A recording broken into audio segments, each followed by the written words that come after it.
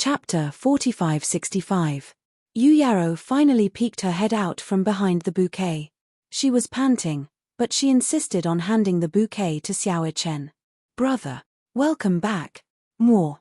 Xiao Chen was extremely touched. He knew that Daddy and Mommy would come personally to welcome him.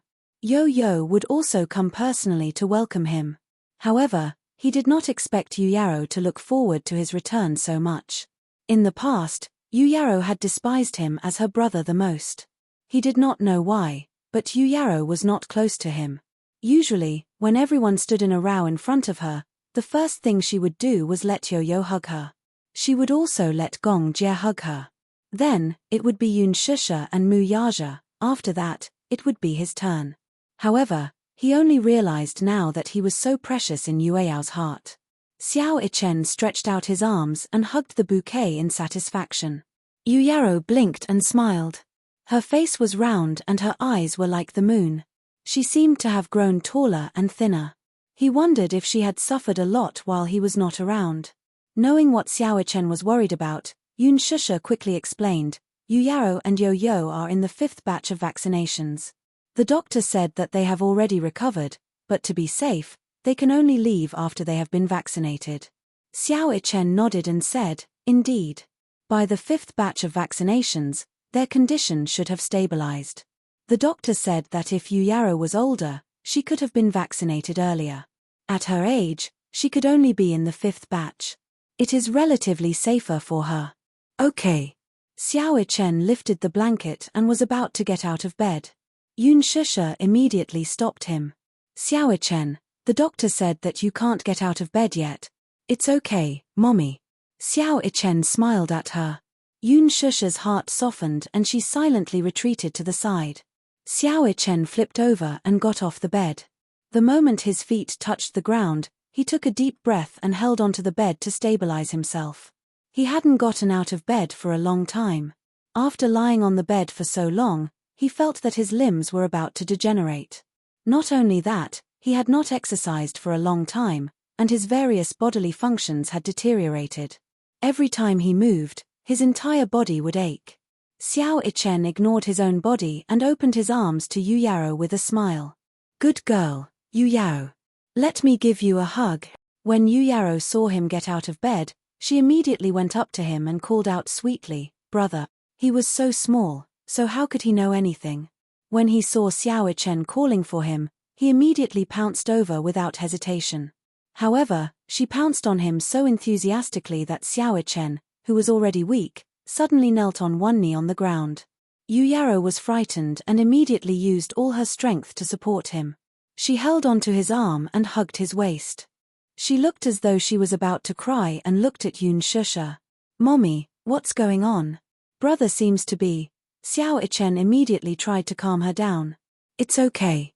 My legs are just a little weak." Yun Shusha looked at Mu Yaja worriedly. Mu Yaja walked over and helped him up. "Is it because you haven't gotten out of bed for a long time? Is that why it's a little difficult to stand?" Xiao Ichen nodded reluctantly. With Mu Yaja's help, he finally stood up. Yu Yaro supported him from the side and placed his hand on her shoulder. "Brother, support me. I won't let you fall." Chapter 45-66. Yu Yaro hugged his shoulders. Even though it was a little strenuous, she still used all her strength to support his body. Yun Shusha walked over and couldn't help but scratch Yu Yao's nose with heartache. "Brother, are you heavy?" Yu Yaro shook her head and said, "No."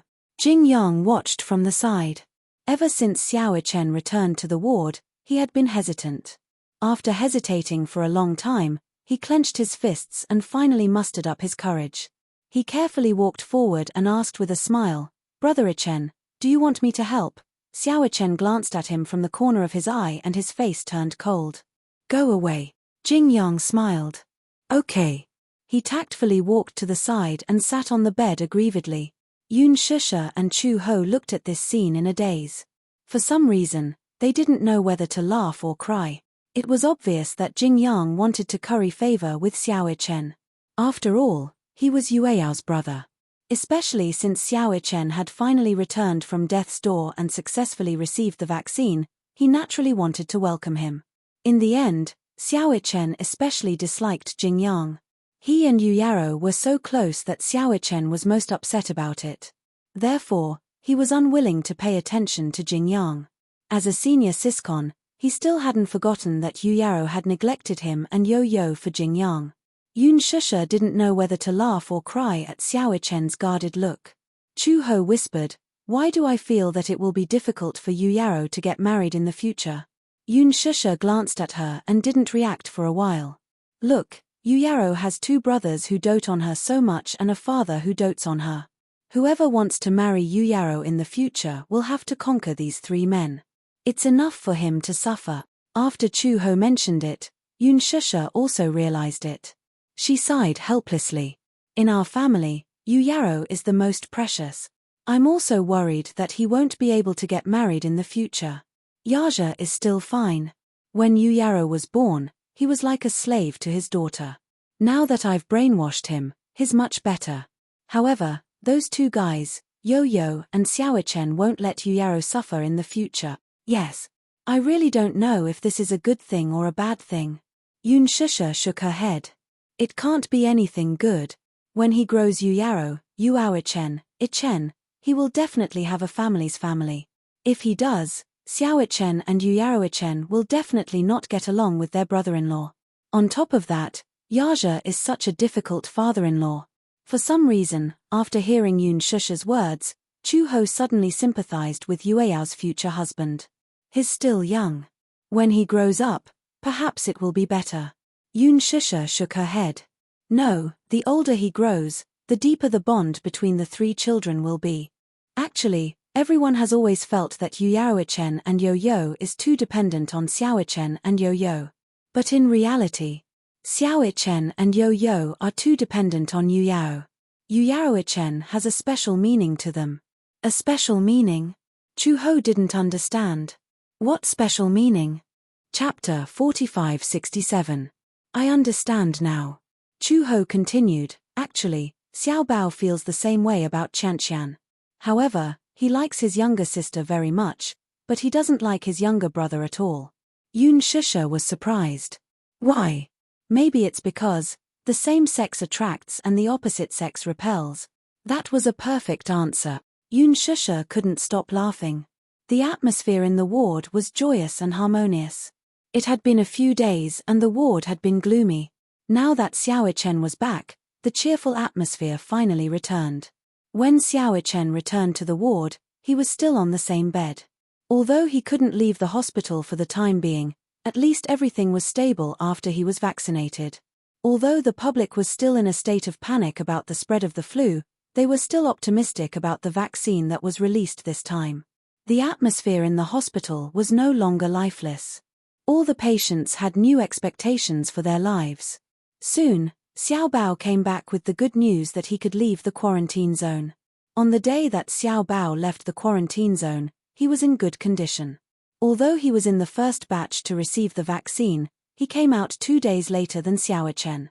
The doctor confirmed it again and again, and Chu Ho also asked about it. Overall, Xiao Bao's condition was good and stable, but it was slightly worse than expected. As long as he was given more nutrition, there would be no problem. When Xiao Bao came out of the quarantine zone, Xiao Chen had almost recovered. Ever since he left the quarantine zone and returned to the ward, Yun Shusha was full of energy. Every day, she would eat fish soup and bones to nourish Xiao Chen's body. She couldn't wait to quickly recover in 3 to 5 days. Xiao Chen regained a lot of energy after eating so much fish and meat, as well as fruits and vegetables. Therefore, not long after, he could get out of bed and jump around. Xiao Chen's physical strength had decreased a lot after he was born with the disease, so he started to exercise after he recovered. He had to do 100 sets of push-ups every day. When Xiao Bao came out of the quarantine zone, he was even sicker than Xiao Chen. He lay on the bed, unable to move at all. If it weren't for Xiao Chen, Chu Ho would have been worried sick. However, when he thought about how Xiao Chen had been like this when he came out and how he was still as lively as ever under Yun Shusha's care, Chu Ho wasn't worried at all. The welcoming ceremony was naturally very grand. When Xiao Bao was pushed into the ward, there were fireworks and a small corolla made by Yu Yao. However, Xiao Bao couldn't do anything other than lie on the bed. Chu Ho walked over to Xiao Bao with heartache and picked him up. Xiao Bao said weakly, "Mom, can you fulfill a wish of mine?" "What wish?" Xiao Bao pouted and tears almost fell from his eyes. "I want to eat ice cream." Everyone was silent. There was a long dead silence. Xiao Chen was the first to laugh. "Ha ha ha ha ha. Ice cream." Xiao Bao's first goal after coming out of the quarantine zone was to eat ice cream. Chu Ho didn't know whether to laugh or cry. Xiao Bao cried out pitifully, "In the quarantine zone, no one let me eat ice cream. I haven't eaten ice cream in a long time." Chapter 4568. Chu Ho did not know whether to laugh or cry. She could not bear to see him like this. However, given Xiao Bao's current condition, he could not eat ice cream. Hence, she had no choice but to coax him. Okay. You can eat ice cream after you've completely recovered, okay?" Xiao Bao did not give up. "I want to eat it. I want to eat it. I've been holding it in for a long time. I feel like I'd rather die without ice cream." When Yo-Yo heard this, she mocked, "Impressive, Xiao Bao. You actually know how to use idioms. Looks like my training of you wasn't in vain." Xiao Bao ignored Yo-Yo. Xiao Chen said, "Let him eat it. I think he can't wait to go back to the quarantine zone." Xiao Bao was instantly terrified. What does eating ice cream have to do with going back to the quarantine zone? The doctor didn't let you eat ice cream because if you eat it, it's cold and sweet. If your cough recurs and you develop pneumonia, you'll have to go back. Ha ha ha. Xiao Chen said, "Eat it, eat it. Do you want me to buy it for you?" Yun Shusha reminded him weakly, "Xiao Chen, you can't leave the ward yet." "Then, Mommy will buy it for him." Xiao Bao suddenly snorted in a fit of pique. "Forget it. I'm not eating it." Everyone smiled knowingly. Xiao Bao was probably the most cowardly and afraid of death among this group of children. There was no use in making threats and promises. If they told him directly that eating ice cream would worsen his condition, it would mean that he would have to be on countless drips and injections, and that would be enough to scare him. Xiao Bao raised his hand to show Chu Ho the dense needle marks and the residual needles on his hand. He sought comfort. "Mommy, look at my hand." After being on the drip for a long time, both his arms were slightly swollen. Due to the long period of infusion, the needle in his left hand was almost gone, so he switched to his right hand. If his right hand wasn't enough, he switched to his forehead and instep. In short, Xiao Bao felt that when he drank water, water would seep out from these densely packed needle holes. Xiao Ichen disagreed. "TSK, TSK, TSK. How delicate. I get more injections every day than you do." "What did I say?" Xiao Bao glanced at Xiao Ichen with a gloomy expression. "Who wants to be compared to you? You're not human. What kind of normal child would play with a gun? What kind of normal child would practice handstands in the ward when he was so ill? Mom, I'm telling you, Xiao Ichen is a pervert. For a period of time, he did handstands in the ward every day. At that time, Xiao Bao was already paralyzed on the bed, and it was difficult for him to get up. Suffering from the flu and lying down for a long time, she was basically lifeless. Xiao Chen explained, "At that time, I felt weak all over, so I thought that I should exercise. Otherwise, I wouldn't be able to get out of bed." Yun Shusha was speechless. The doctor and nurse had already told her about this. Xiao Chen thought that his muscle weakness was caused by being bedridden for a long time. Therefore, he forced himself to do handstands and push-ups. Even when his condition worsened, he could still do a few sets a day. What was even more perverse was that his appetite was not bad. It was so good that it made one's hair stand on end. It was because he ate too much that he vomited after eating, and his stomach almost burned out. Actually, the muscle weakness was caused by the long period of infusion. In addition, he didn't have enough nutrition, so he couldn't eat and drink too much. He could only eat in moderation. Chapter 4569. Every time the nurse saw him, the latter would be stunned. Yun Shusha even suspected that his good health had been damaged because of him. Today is a day worth celebrating. Chu Ho had always been serious. Now that Xiao Bao was finally released from prison, she smiled happily. Today is the day that the two little guys are reborn. No matter what, it would be great if we could have a good drink tonight. Yoon Shusha's eyes lit up when she heard that. That's a really good suggestion. Mu Yaja said, it would be even better if there was red wine. Chu Ho shook her head. It's such a hot day. Why don't we drink beer? It'll relieve the heat and we won't get drunk easily. Yoon Shusha seemed to have figured something out. In that case, his alcohol tolerance doesn't seem to be very good. Chu Ho retorted, better than you. Yoon Shusha suddenly turned her head and said to Mu Yaja, let's have a good drink tonight. Okay. It's rare to be so happy. After such a long period of worrying, Yoon Shusha felt uneasy day and night and found it hard to close her eyes. Now, she could finally breathe a sigh of relief. Her desire to drink was so strong. Mu Yaja heard that and patted her head helplessly. I know. Let's have a drink. I'll make an exception for you tonight. Okay. Chu Ho suddenly said, I know a really good place. At night, it's quiet and the wind is comfortable. Also, no one will disturb you. Yoon Shusha reminded him, you can't leave the hospital. It's in the hospital. Where? You'll know tonight. Chu Ho said mysteriously. At night, Yoon Shusha went to the supermarket to buy a lot of cooked vegetables. They were the kind that had been processed and could be eaten directly. Although they weren't exquisite and were relatively cheap, most office workers who didn't have time to cook would go to the supermarket to buy cooked vegetables. The taste was definitely not top-notch, but it was still not bad. After buying cooked vegetables, a case of beer, peanuts, and kimchi, the group of people entered the hospital under the cover of the big meal. Chu Ho led a group of people to the balcony of the hospital. It turned out that the perfect place she was talking about was the hospital's balcony. It was big and spacious. During the day, many doctors and nurses would wash their work clothes and dry them here. At night, all the clothes would be taken away, leaving only the bare clothes rack. After moving the clothes rack away, Yoon Shusha spread out the soft cushions she bought on the balcony. It was a very large area, and the group of people sat on it. Xiao Chen and Yo-Yo were the first to lie down. As the night breeze blew, they felt extremely comfortable. So comfortable. When Chu Ho heard this, he said proudly, comfortable, right? What do you think about this place? Mu Yaja praised from the bottom of his heart. I'll give you a first-class merit. Everyone sat down on the cushions. Yoon Shusha couldn't wait to put the fragrant cooked vegetables on the small table one by one. Mu Yaja opened the can of beer. It was the first time he and Jiyu Jinglian had eaten like this. Although many of the cooked dishes looked strange, the aroma and the fact that they were really hungry stimulated everyone's appetite. These are pig's ears. Try it. Yoon Shusha urged Mu Yaja.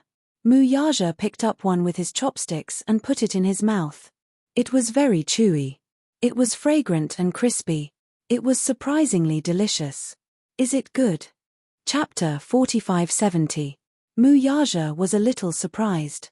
He did not expect these cooked dishes, which cost more than 10 yuan per serving, to be so delicious. Perhaps it was because he was in a good mood as he sat on the balcony with the night breeze blowing. After all, Xiao Chen had come back from the gates of hell, so he had put all his worries aside. He felt that the burden on his shoulders had suddenly been lifted. Therefore, he felt that whatever he ate tasted better than sitting in a 5-star hotel or a 3-star Michelin restaurant. Jiyu Jinglian was also in a good mood. Although he usually despised Xiao Bao to death, Jiyu Jinglian often had nightmares when Xiao Bao was sick. He often comforted himself that Xiao Bao was lucky and would not be defeated by a mere influenza. However, Xiao Ichen's critical illness had also frightened him. Perhaps one would only know how to cherish something when faced with loss. Ever since Xiao Bao returned to the ward, Jiyu Jinglian's attitude towards him had become especially gentle. It was to the extent that Xiao Bao was a little uncomfortable. Sure enough, he was used to being abused. Being treated so gently all of a sudden made him uncomfortable all over. He missed the old Jiyu Jinglian who used to be so rough with him. Chu Ho thought to himself, this father and son pair, one is a sadist and the other is a masochist. Come. Yoon Shusha held a bottle of beer and raised it high. Let's celebrate the glorious return of Xiao Ichen and Xiao Bao. When everyone heard this, they laughed and raised the bottles of beer in their hands. Cheers! Cheers! Ding! 5 or 6 bottles of beer clinked together. Everyone was in a good mood and finished the beer in one gulp. Xiao Chen watched as Yun Shusha gulped down the entire bottle of beer. He also felt a little hungry. He tugged at her sleeve and said, "Mommy. I want to drink beer too." Children are not allowed to drink. Chu Ho had just taken a sip when he suddenly realized what was going on. He exclaimed, "What kind of beer is this?" Yun Shusha raised her eyebrows and said, "I bought it casually. The beer should be the same. This beer has a strong aftertaste." Chu He took a closer look at the logo and was left speechless. Wusu beer. On the label, the words Wusu were especially eye-catching. Yun Shusha was a little startled. "What's wrong?" "Wusu beer. I think this beer is quite expensive, so it should be delicious." Cough. "This is Wusu Wusu. Wusu." Yu was shocked. "Killer Wusu. Wusu Wusu Wusu." It could not. How could a supermarket sold Wusuchu? He held her forehead and explained, "Turn the bottle upside down. Wusu, in other words, NN in Wusu. Wusu U of Wusu Wusu Wthan Wthan NNNN." What's wrong? Is there something wrong? Some people jokingly say that the English words on the label are the abbreviation for "kill you all." Phut, Muyaja understood. This means that the aftertaste of this beer is very strong. For people who are not used to drinking it, the aftertaste is quite strong. Chu Ho thought to herself. No wonder the taste was so familiar. She had drunk a bottle when she was at work and the aftertaste was unusually strong. She did not feel anything at first, but when she was full and stood up, she felt a lack of oxygen in her brain. Then, she felt as if she was walking on air. This beer actually doesn't taste that good. It's so expensive, Jiyu Jinglian complained. Chapter 4571. Weird taste. Jiyu Jinglian mocked. Chu Ho didn't know whether to laugh or cry. "Why? You're not used to it, so you won't allow others to say that it's good." Jiyu Jinglian said, "It tastes so bad." Yun Shusha put her hands on her hips and said, "I was the one who bought the beer. He dares to say that it doesn't taste good. Ha ha ha." Yo-Yo and Xiao Chen looked at each other and laughed knowingly. Beside them, Yu Yaro took advantage of Yun Shusha's carelessness and secretly took a sip of the beer. She frowned when she tasted the beer. "Wow. It tastes terrible." Xiao Chen quickly snatched the beer back from Yu Yaro and said angrily, "You've learned how to drink secretly. You little rascal. I thought it would taste good, but it turns out to be so terrible." Yu Yaro frowned in disdain. Everyone was amused by her and burst into laughter again. Yun Shusha hugged the beer bottle and looked up at the night sky. The moon was full.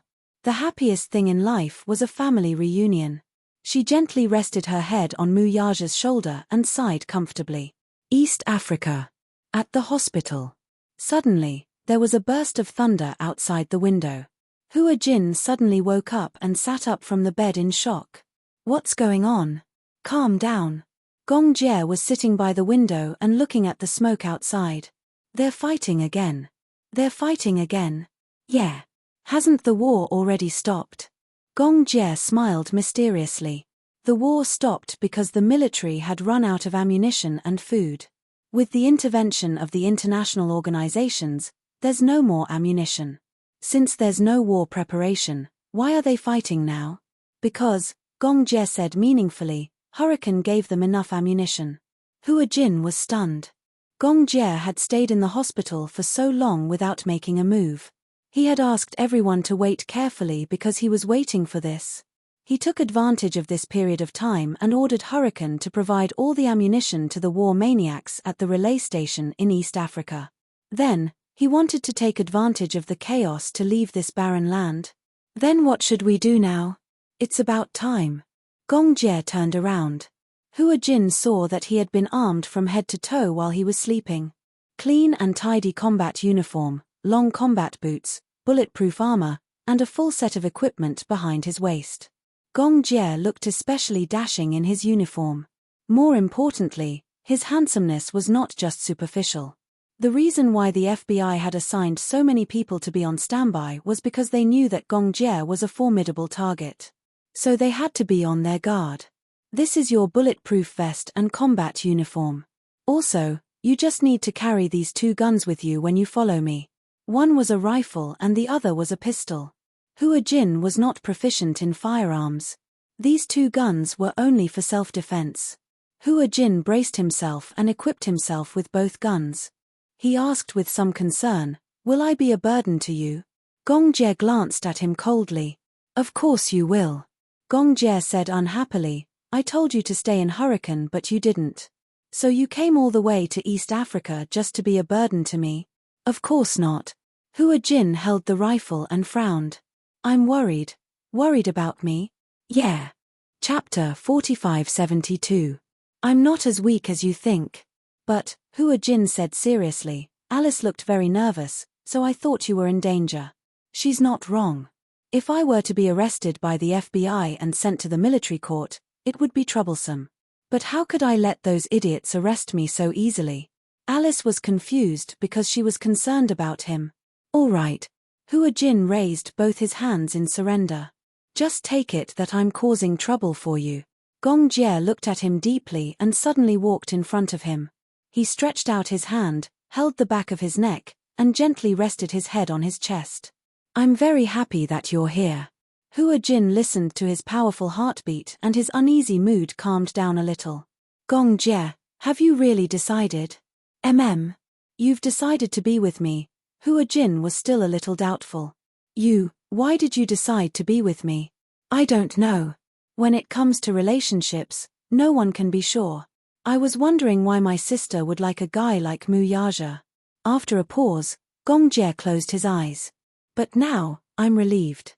Whether it's liking or being moved, it's usually a matter of a single thought." A single thought. Hua Jin couldn't help but smile. "Is this what love at first sight means?" Gong Jie pursed his lips. "Is it? I only know that I really hated you when I first saw you." Hua Jin, hated? Hua Jin was doubtful. "Why do you hate me? Why do you have to monopolize my sister?" Gong Jie frowned slightly. "My sister belongs to me alone. Why should she have a younger brother like you?" "Oh," Hua Jin replied. It's like this. At that time, I had a very special feeling for Shusha. At first, I thought that I must have fallen in love with her to have such a special feeling. Later on, I realized that the kind of warmth she gave me was the kind of warmth that belonged to a family. Perhaps it was because I didn't have any concept of family since I was young, so being with her gave me a sense of belonging. Plus, she's a little older than me." Upon hearing this, Gong Jie's usually cold eyes instantly softened. "From now on, wherever I am, it will be your home." When Hua Jin heard this, he was deeply moved. "All right, it's settled then." The two of them looked at each other. At this moment, Alice's voice suddenly came through the radio. "Little Jie, it's time to act." Gong Jie put on his headset and replied expressionlessly, "Gather at the port in half an hour." "Yes. Be careful." After Gong Jie finished speaking, he turned to Hua Jin and said, "You follow me. Don't act on your own, understand? Do you need me to shoot?" "No need." "Then these 2 guns. When I'm down, it'll be time for you to protect me. Do you understand?" Hua Jin nodded. Gong Jie walked to the window, pulled open the curtains, and counted down in his heart. 5, 4, 3, 2, 1 or boom. There was a loud explosion. The artillery shell blasted a huge crater 300 meters away from the hospital. A row of houses were on fire. Originally, there was a shelter for refugees near the hospital. Now, all the refugees had gathered at the hospital, and it had become a wasteland. In the hospital, someone screamed hysterically, "Air raid! It's an air raid!" Chapter 4573. The air raid alarm went off instantly. Outside the corridor, doctors and nurses were rushing around. "Quick! Everyone gather and take refuge in the hospital's air raid shelter. There's an air raid. Everyone, pay attention." This hospital usually accepted the wounded from the war. Originally, in the war-torn zone, there was a shortage of resources and medical equipment. They could only treat some external injuries. Refugees who were infected with the plague were not accepted by the hospital. Most of the patients were either missing an arm or a leg. With the help of the nurses, they struggled to run to the underground air raid shelter. Gong Jie grabbed Hua Jin's hand and broke through the door. As soon as he broke through the door, Hua Jin saw the long corridor full of injured people. The corridor was packed with people. There are so many people. Follow me. Gong Jie pulled Hua Jin and stuck close to the wall. They avoided the panicking injured people and finally arrived at the staircase. Unlike those who were using crutches or supporting the injured with broken arms, they had all 4 limbs and were able to move freely. They went down to the first floor in no time. Gong Jie saw the FBI agents guarding the entrance at a glance. All of them had blonde hair and blue eyes. They were particularly eye-catching in the crowd of dark-skinned people. Gong Jie and Hua Jin, on the other hand, were conspicuous. The FBI agents also noticed them immediately. Reporting, target spotted. Attack. Execute the arrest plan. A few blonde men broke through the crowd and walked toward Gong Jie and Hua Jin with difficulty. Gong Jie turned around and glanced at the floor-to-ceiling window in the corridor. He pushed Hua Jin away a little. Then, with a powerful roundhouse kick, he shattered the floor-to-ceiling window. Crash. The glass shattered all over the floor. Gong Jie grabbed Hua Jin's hand and rushed out with him. Behind them, they heard American English with a New York accent. Don't hurt the refugees. Attention. Unless absolutely necessary, don't shoot. Don't hurt the target, don't hurt the innocent. When the FBI carried out their plan, they first had to comply with international security laws. No matter how special the situation was, they could not harm refugees or citizens of other countries. This was also part of Gong Jie's plan. Create chaos. Taking advantage of the chaos, they could shake off the FBI's pursuit. In fact, things were going according to his plan. Gong Jie held Hua Jin's hand and rushed through the crowd to find his men guarding outside the door. 2 of the mercenaries had already driven a car over. When they saw Gong Jie and Hua Jin running over, the car immediately started. Gong Jie helped Hua Jin into the car first. The engine had already started and the car was already more than 10 meters away. He ran a few steps and jumped into the car. With one hand on the car door and the other holding the gun, he turned around and saw the 2 agents chasing after him at lightning speed. He took out his gun, aimed at one of the men's knees, and shot twice. When the other agent saw that Gong Jie was about to leave, he couldn't hold back anymore. He raised his wrist and aimed his gun at Gong Jie's knees. Hua Jin saw it, but before he could shout, Gong Jie had already made the first move. Bang! He shot that man's wrist. Ouch! The car quickly shook them off. Gong Jie got into the car and slammed the door shut. He smoothed his messy hair and finally heaved a sigh of relief. Hua Jin asked, "Are we safe now?" "Not yet. Before we board the ship, we are still in danger." Gong Jie turned his head and looked at Hua Jin. "Are you scared?" Chapter 4574. There was a kind of superstition about him. He always felt that Gong Jie, this name, this man, was omnipotent. As long as he was here, even if the sky fell down and the world ended, he would protect him and ensure his safety. The car drove towards the port. Hua Jin suddenly asked suspiciously, "Will there be FBI agents at the port?" "I don't know." Gong Jie looked at the back of the car through the window and did not see anyone chasing after them. Now that there's a riot, those American guys should be panicking. After Gong Jie said that, Hua Jin still did not let down his guard. Until the car reached the port, everything was unbelievably smooth. Alice was already waiting at the port. When she saw Gong Jie and Hua Jin, she immediately walked over. Here again, Hua Jin held his forehead with a headache.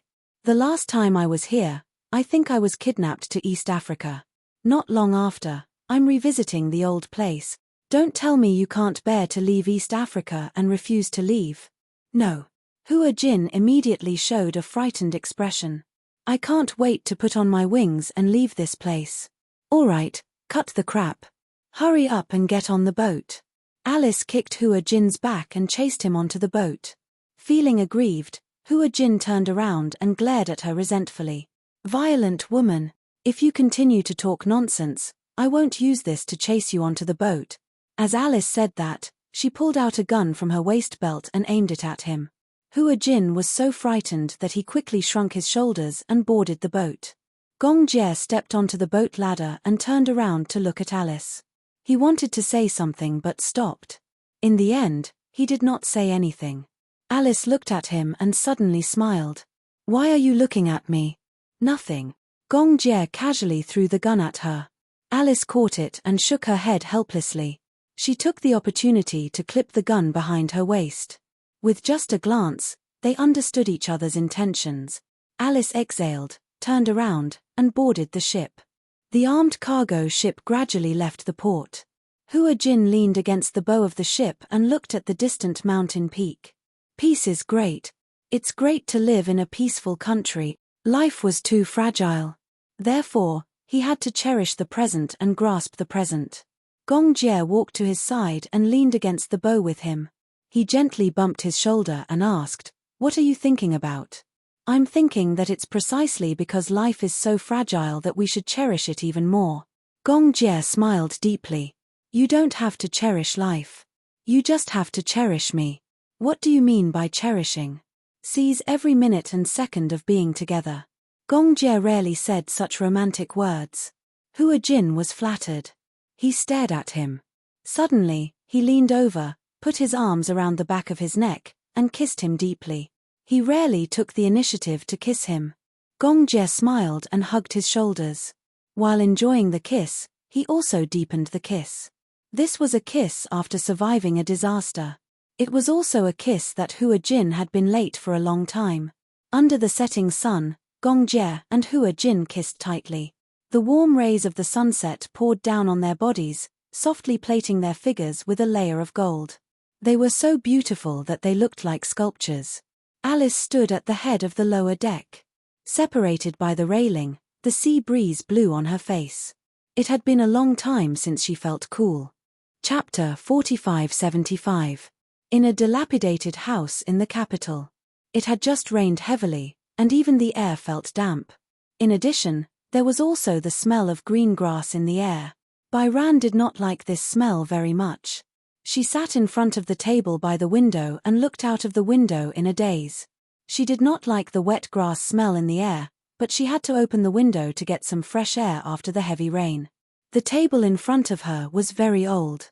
When she was studying, this table was piled full of review questions and homework. After graduation, it was cleaned up a little and became a simple dressing table. There were some cheap skincare products on it, the most basic moisturizing products. A facial mask was only 5 yuan, but it was still a little extravagant for her, who had just graduated and only had a salary of 4,000 to 5,000 yuan. She did not dare to be too extravagant. She applied it once every 4 days, on her face, neck, and knees. In short, she made the best use of everything. Although she had just graduated and her salary was not high, Bairan had been very vain since she was young. Sitting in front of the mirror, Bairan looked at her face in the mirror and was slightly lost in thought. The 24-year-old Bairan had already grown into a slender and elegant woman. She looked like a beauty. "Bairan, are you ready?" Someone shouted outside the door. Bairan gently patted her face that was stiff because of nervousness and hurriedly stood up. "Yes, I'm ready." She walked into the narrow living room and saw a middle-aged woman waiting for her. Seeing that she was wearing ordinary clothes, she could not help but feel a little disgusted. "How can you dress like this for such a big event like a blind date? Don't you think it's embarrassing?" "Auntie, I don't have any nice dresses. This is the most decent one." Bairan paused and asked tentatively, "So it's another blind date? How many blind dates have you had this week?" "You know." "Since you know, don't let me down. You're not young anymore. It's better to get married early." Bairan said weakly, "Auntie, I'm only 24 years old. Marriage is not urgent, right? You're not in a hurry, but I'm not in a hurry. How long do you want me to take care of you?" Bairan's breathing suddenly became rapid. There were several times when she wanted to leave this house, but she had just started working and did not have much savings. It was not easy to save a few thousand yuan, but it was not even enough to pay the rent. The memories of his childhood were already very distant. She vaguely remembered that when she was in kindergarten, Her parents had left her in a car accident, along with the child she was pregnant with. Overnight, there was only one person left in the warm home. However, the pain of losing his parents was not as deep as it had been with the passage of time. After that incident, she lived with her grandparents and returned to her hometown to study. However, when she was in junior high school, her grandfather passed away from lung cancer. On the 7th day of her grandfather's death, her grandmother died of a myocardial infarction due to the heavy blow. She died suddenly in front of her grandfather's memorial tablet. From then on, she was kicked around like a ball in front of her uncles and aunts. In the end, it was her youngest aunt who was merciful and took her to her side, providing for her food, clothing, and education. His aunt's surname was Jiang. In order to settle down, Baikun temporarily followed his uncle's surname, Jiang Baikun. Chapter 4576. However, after graduation, her aunt kept urging her to go on blind dates. There was a premise to this.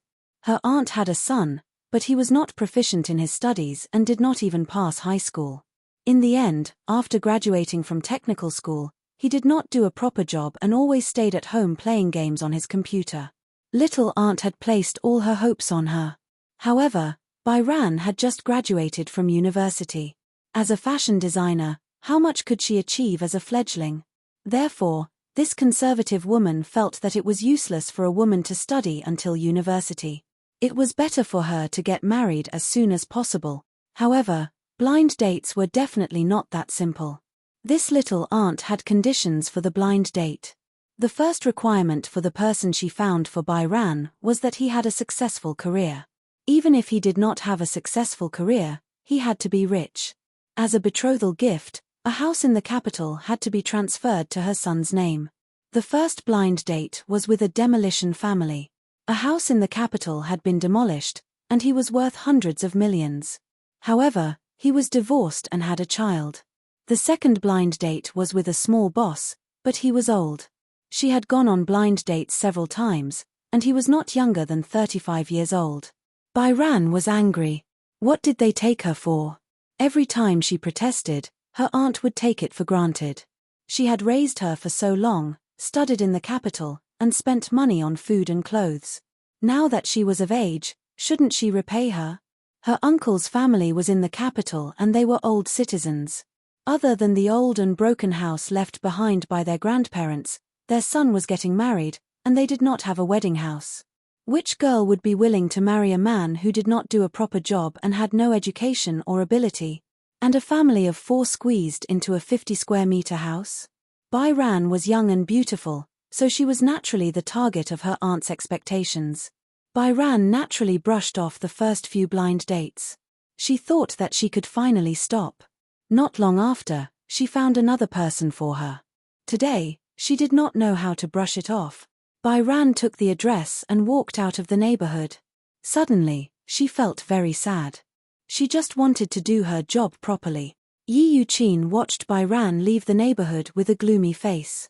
What sin have I committed to bring back such a money-losing thing? If she drives away the blind date today, I will definitely chase her out with a broom. A middle-aged man's lazy voice came from behind. What kind of person did you find for her today? Yi Yuqin turned around. She was quite satisfied at the mention of her blind date. I heard that he's the boss of a renovation company. He's quite rich and agreed to my conditions. He has seen her photo. As long as she agrees, any condition is negotiable. Who knows, she might have angered them away again. She's really capable in this aspect. She dares. Yi Yuqin was infuriated. I was having a good conversation. She dares to push me away again. They took the bus to the subway and finally arrived at the cafe in the city center after passing through the crowd. After the rain, the sun soon came out, and it became a little stuffy. This cafe was one of the more famous ones in the capital. Sitting in the cafe, Bairan added the man's WeChat and sent a message, I'm here. Wait for me, I'll be there soon. Chapter 4577.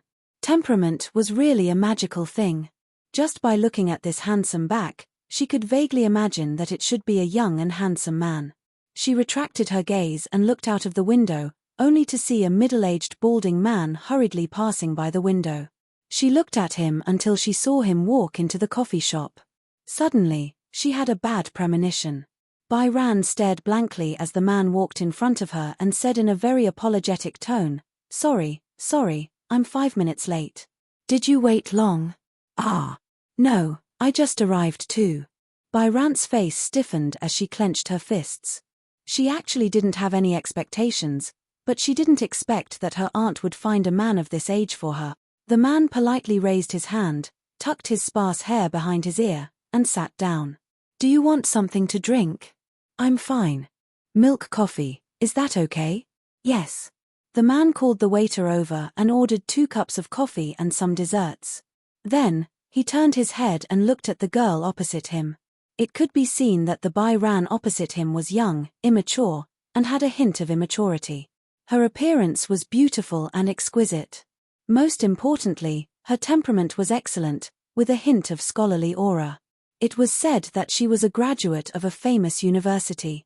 In that case, her brain was also very bright. For a businessman like him, when looking for a partner, he also looked at the other party's education. The man smiled and said, Let me introduce myself first. My name is Mo Tsong. I'm 39 years old this year. I've been married twice before, but I don't have any children. What about you? Bai Ran lowered her eyes and didn't look at him. Bai Ran, 24 years old. I just graduated. Do you have a job? Yes. Let me tell you about my general situation. The man began to introduce himself. From the renovation company he ran, the size of its scale, the annual benefits, how many apartments he had in the capital, how much the property fee was per square meter, how much the car he drove, and even the annual insurance premiums of the car would be taken out to brag. His mouth, other than a mouthful of teeth that were yellowed by smoke, was filled with a strong sense of superiority. The more Bai Ran listened, the more disgusted she became. The man was boasting while paying attention to Bai Ran's expression. However, he didn't see any yearning or interest on her face. Instead, he saw a kind of boredom. What happened? The man asked with concern. I've said so much, but you haven't told me about yourself. Bai Ran sighed. Mr. Mo, to tell you the truth, this blind date with you was forced by my aunt. Yes, I know. The man said with a knowing tone. Bai Ran continued, Actually, I haven't decided to get married yet. The man's face stiffened. You don't plan to get married? Are you rejecting me? Or, did he want to use this opportunity to raise more conditions? Bai Ran took a deep breath and said, You're very good. I can't match you. So, Mr. Mo, why don't you look for someone else for the blind date? She wanted to end this blind date in a perfunctory manner. After she finished speaking, she was about to pick up her bag. Just as she was about to get up, the man's face suddenly darkened. You and your aunt are singing the same tune. Are you playing with me? No. Chapter 4578. Jiang Bai, I think you still haven't figured it out, have you? Your aunt has told me everything about you. Do you really not know what she's thinking right now, or are you pretending not to know? She's in a hurry to marry you off. Do you know that? Bai Ran was stunned and fell onto the sofa. Me. I was wrong. She's not marrying you off. She just wants to sell you to me. I'll buy it, okay? What did you say? The man knocked on the table. I heard that your cousin has never worked since he graduated from a technical school. Does your aunt have any other houses? Who doesn't want to have a house and a car when they get married now? But why don't you look at the current property prices? They're easily tens of thousands of yuan per square meter. As for me, I'm sincere. If you're willing to marry me, then as a betrothal gift, I'll give your aunt a house. This is also your aunt's request. As for you, follow me. As long as you give birth to a fat boy for me in the future, you can enjoy life with me. Bai Ran's face turned ashen. She thought that Yi Yuqin would despise her, but she didn't think that she was being sold. Was this a blind date? Was this human trafficking? A house in exchange for a wife? How could she make such an outrageous request? If it weren't for the fact that you're young, beautiful, highly educated, and have never had a boyfriend in school, with your conditions, a house of more than 10 million yuan? That's too flattering of you. The man paused for a moment, then said, I heard that you've been on a blind date a few times, and they've all been angered back by you. Your aunt has some complaints about this. It's not that I want to criticize you, but you're too willful. Your parents died early, and your aunt worked hard to raise you. Don't you know how to be grateful? Besides, am I not good enough? We definitely won't treat you shabbily for your food and clothing. Byran was so angry that her entire body froze. Byran, don't think too highly of yourself. You know very well what your background is. I'm with you, you're the one who made a fortune. Before he could finish, Byran said, Scram. What? Scram. Byran stood up and threw her bag at him. I told you to scram. Did you hear me? The man was infuriated by her attitude. He originally wanted to scold her, but when he looked around and saw that there were so many people watching, he suddenly felt embarrassed. He spat and left without looking back. Baikun slumped down powerlessly. She wanted to hold it in, but more and more criticism came from around her. Finally, she couldn't hold back the humiliation in her heart and sobbed. Woo woo woo woo. The people around her kept looking at her. A blind date. What kind of parent is this? She actually found such a man for her daughter. How ungentlemanly. Haven't you heard? Her parents died a long time ago, and she was raised by her aunt. Hehe, he's being disliked. How pitiful. Diagonally in front, the straight back slowly turned around. The man looked in the direction of Byran and saw her sitting on the sofa in a sorry state. His handsome eyebrows furrowed slightly. He didn't know why, but when he saw her red eyes, his heart was slightly moved. He suddenly stood up and walked towards her. Baihao stooped and gritted his teeth. He was crying silently when a handkerchief was handed to him. Chapter 4579. Bai Yu looked up blankly, only to meet the man's pitiful gaze. It's him. The man who sat diagonally in front of her just now. This was a man who was as gentle as jade. He had handsome facial features, a deep outline, and a pair of eyes that had a faint smile. However, there was a trace of feminine beauty between his brows, but because of this extraordinary smile, it was perfectly blended. She was a little surprised by the handkerchief he handed over, but she still politely thanked him and took it. So embarrassed. She was sitting in such a quiet cafe with so many people, yet she was so down and out. She must have become a laughing stock in everyone's eyes. Can I sit down? The man did not leave, but asked indifferently. Bai Yu did not refuse and nodded lightly. Sit down. The man sat down in front of her. At this moment, Bai Yu's phone suddenly rang. Bai Yu picked up the phone and saw that it was an unknown number. Just as she picked it up, the man's fierce voice came from the other side. Jiang Bai Yu, you made me lose face today. In the future, I won't let you have an easy time. I think you shouldn't go back. Your aunt said that if the blind date didn't work out tonight, she'll definitely chase you out with a broom. With that, the man angrily hung up the phone. Bai Yu put down the phone with a cold expression, but looked at the man opposite her with a slightly shocked expression. She pursed her lips, feeling even more embarrassed. Your name is Bai Yu? The man suddenly asked. Bai Yu was a little surprised and finally looked at her seriously. She was a little surprised by the man's surprised tone. We have met before. Oh, nothing. The man slightly curled his lips and smiled. The waiter came over and served the coffee.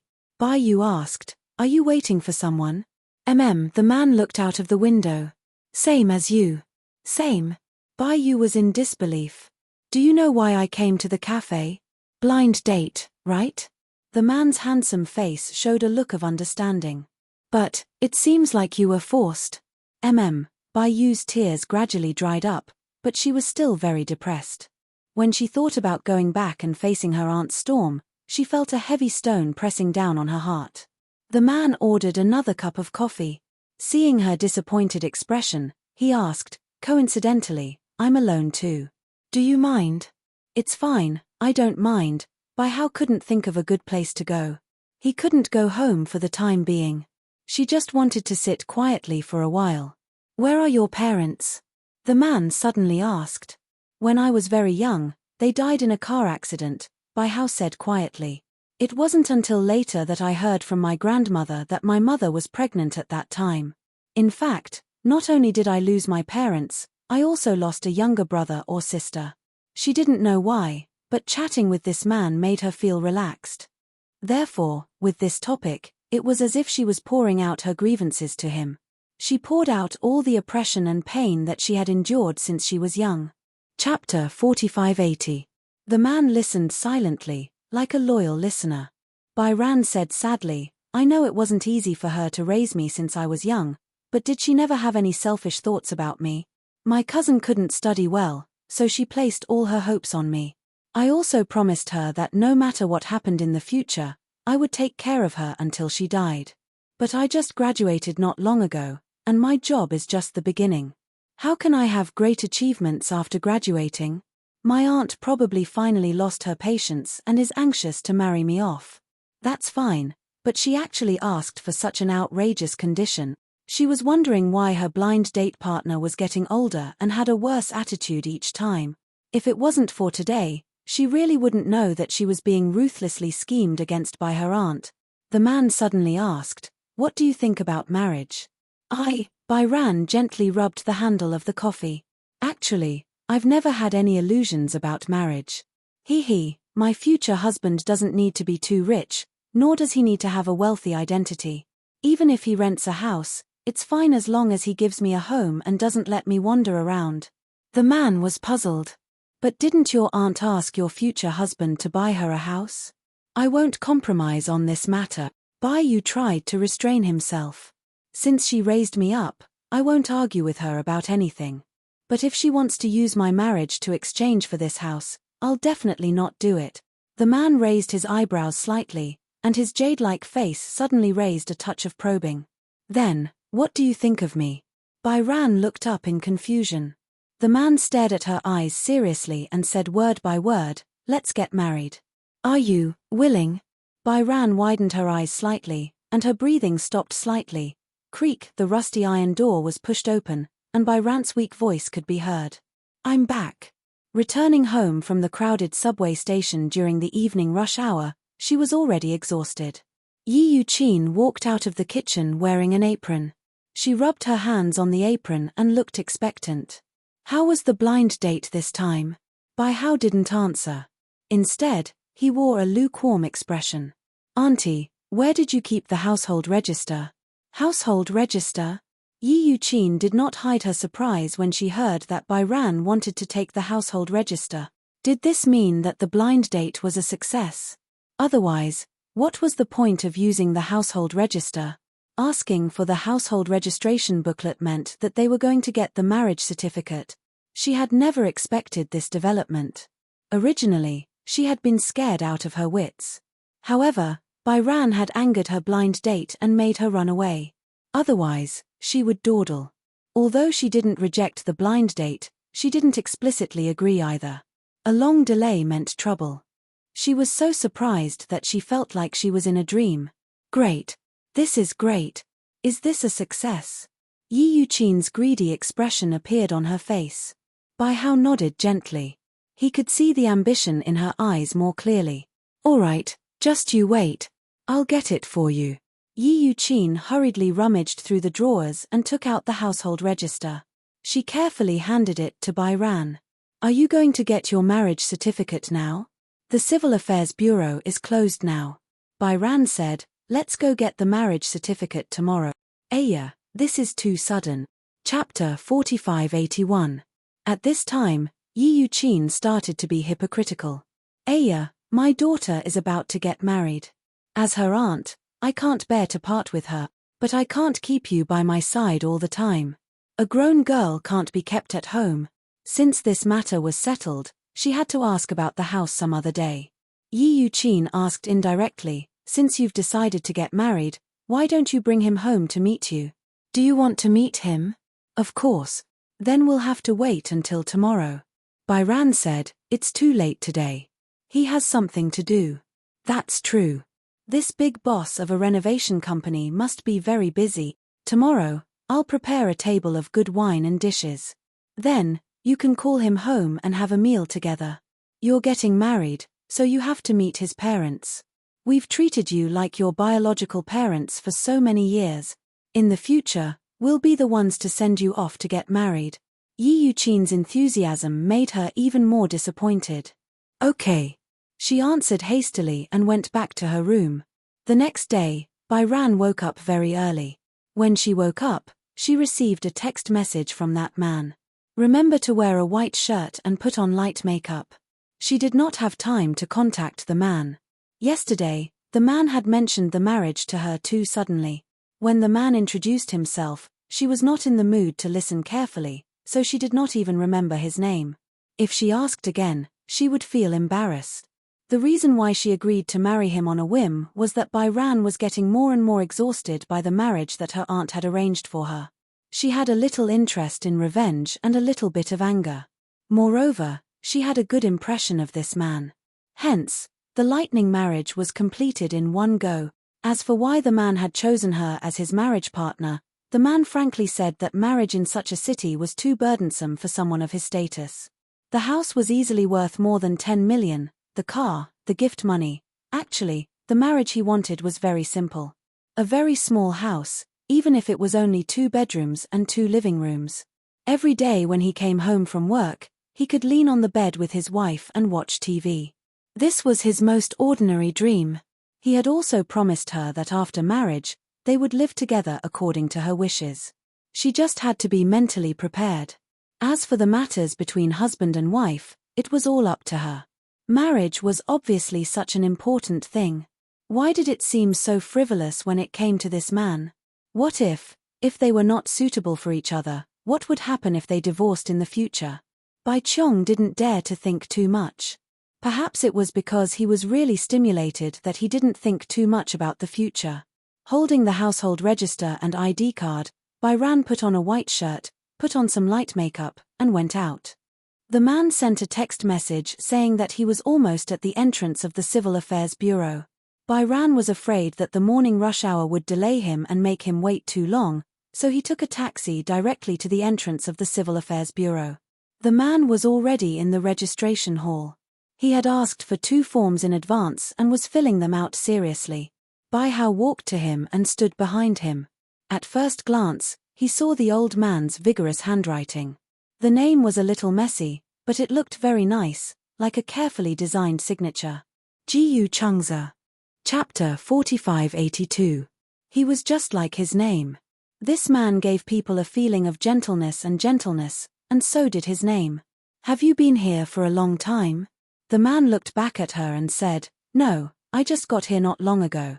I was afraid that you would wait for too long, so I quickly took a taxi here. There was a bit of traffic on the way. Bai Yin explained carefully and sat down opposite him. The man handed her a pen and paper and said to her, I've already filled in my name. You just have to fill in your name. Okay. Bai Kun held a pen and paper and filled his name in the female column. Then, he copied some words that looked like a declaration and passed it to him. So this man's name was Jiyu Chengze. It was easy to remember. She remembered it immediately. Jiyu Chengze saw that she handed him the pen and paper and didn't know whether to laugh or cry. Why are you giving it to me? Ah. You should give it to the window. Oh. Bai Yin stood up in a panic and was about to walk to the window when the man called out to her again. Wait. What's wrong? Jiyu Chengze stood up and walked to her side. He was 185 meters tall, and his aura was almost a notch above hers. She had been sitting down yesterday, so she didn't realize that he was so tall. Because they had said goodbye at the cafe, she didn't notice his height. He had been sitting down since he entered the registration hall, so she didn't have the chance to see him. She didn't expect him to be so tall. Also, from her angle, his side profile was unbelievably exquisite. She had never seen a man with such exquisite features in the real world. The man did not notice her scrutiny. Instead, he took the application form from her hands and handed it to the window.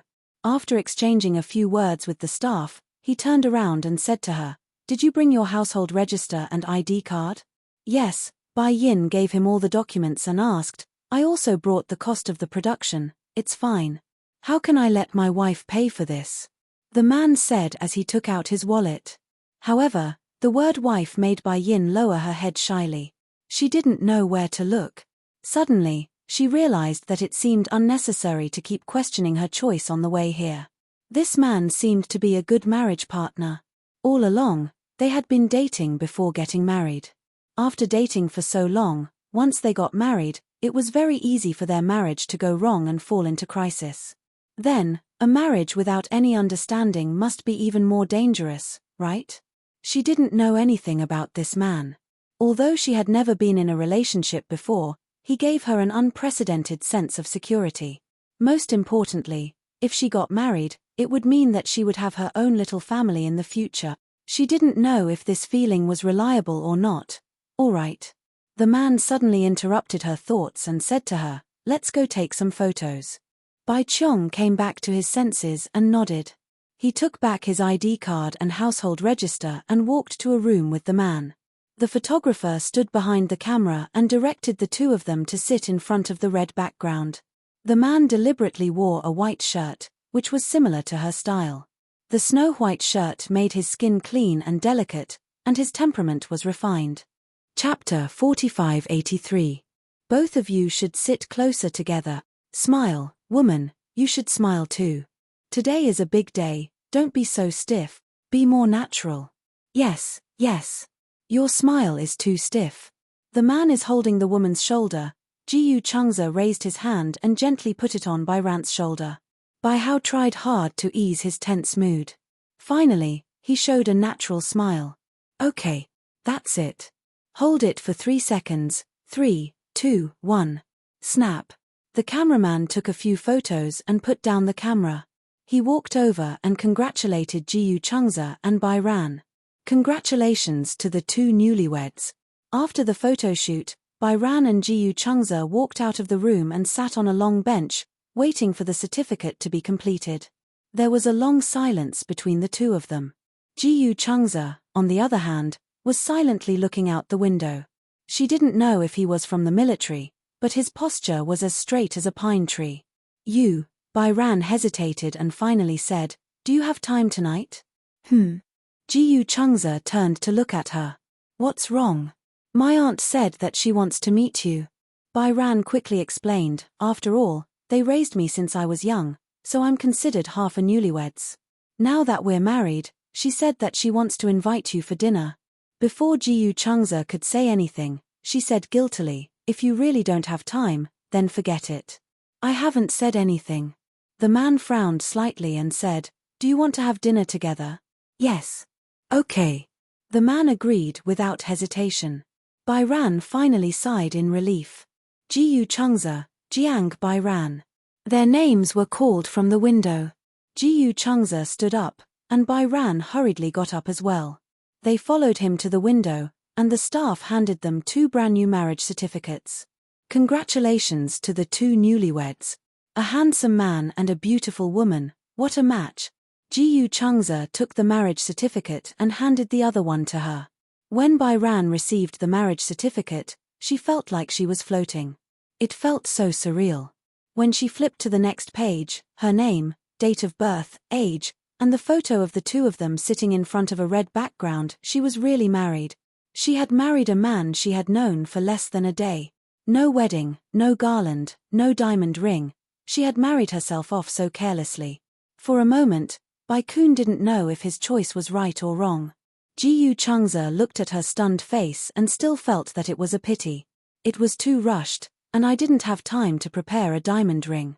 However, it won't be too late to prepare for the wedding. Wedding? Bai Hao looked up in surprise. Our wedding? What is it? Jiyu Changze raised his eyebrows. Don't you want to hold a wedding? How could he not want to hold one? Like every girl, a wedding was the most important ceremony in her life.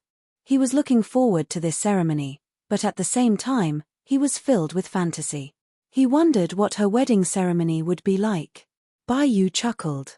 There's no rush for the wedding. Most importantly, first, they would first get to know each other and cultivate feelings for each other. The wedding would be a matter of course. Chapter 4584. At noon, Jiyu Changze and Bai Ran went to a restaurant for lunch. It was a simple Chinese meal, but the restaurant Jiyu Changze chose was in the most inconspicuous corner of the street. It was not far from the marriage registration office, but the food was delicious. Ji Changza parked his car in the underground parking lot. He drove a Volkswagen. She had seen many Volkswagens, but it was the first time she saw this model. The letters Phaeton were printed on the back. In this city, people who drove Volkswagens were salaried workers and the rich. This man seemed to come from an ordinary family. This car looked very ordinary, but once inside, the luxurious interior made by Kuhn a little dumbfounded. The control panel seemed to be made of mahogany. Was it modified? Where are we going? To buy gifts. Gifts? Yeah. Ji Changza drove the car to the shopping center. To Bai Ran, they were her uncle and aunt, but to Ji Changza, they were his parents-in-law. It was his first time visiting his parents-in-law, so he naturally had to bring some gifts.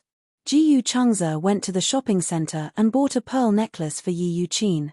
Bai Ran said that Yi Yuqin liked pearl necklaces the most, and her uncle, Jiang Muyuan, liked jade pipes. The old man next door had a jade pipe every day, and Jiang Muyuan was always envious. Other than the gifts for their first meeting, Ji Changza also bought cigarettes, alcohol, donkeyhide gelatin, and some women's skincare products. In total, it cost nearly 10,000 yuan. Bai Ran was a little embarrassed. It was her first time eating with Ji Changza, and she was already spending so much money. When it was time to pay, Bai Ran looked at the number on the meter and felt her scalp tingle. She looked at Ji Changza's back with guilt and said nervously, "This time. I've made you spend so much money." Ji Changza turned around and was stunned, but he smiled. "What do you mean by spending money? It's my first time meeting my parents-in-law, so I have to be polite." Bai Ran was secretly touched by his thoughtfulness and courtesy. She wondered if her aunt would be satisfied with him when he returned home. Would she let her go? Marrying this man seemed to be the most rebellious thing she had ever done in her life. Due to the fact that her aunt had brought her up, no matter how harsh her aunt was to her, she was used to accepting it. She thought that as long as she married this man, then, in the future, she could finally get away from the endless blind date. She admitted that when she was with him, he was like a safe haven. When he got home, Ji Changza parked the car in front of the neighborhood.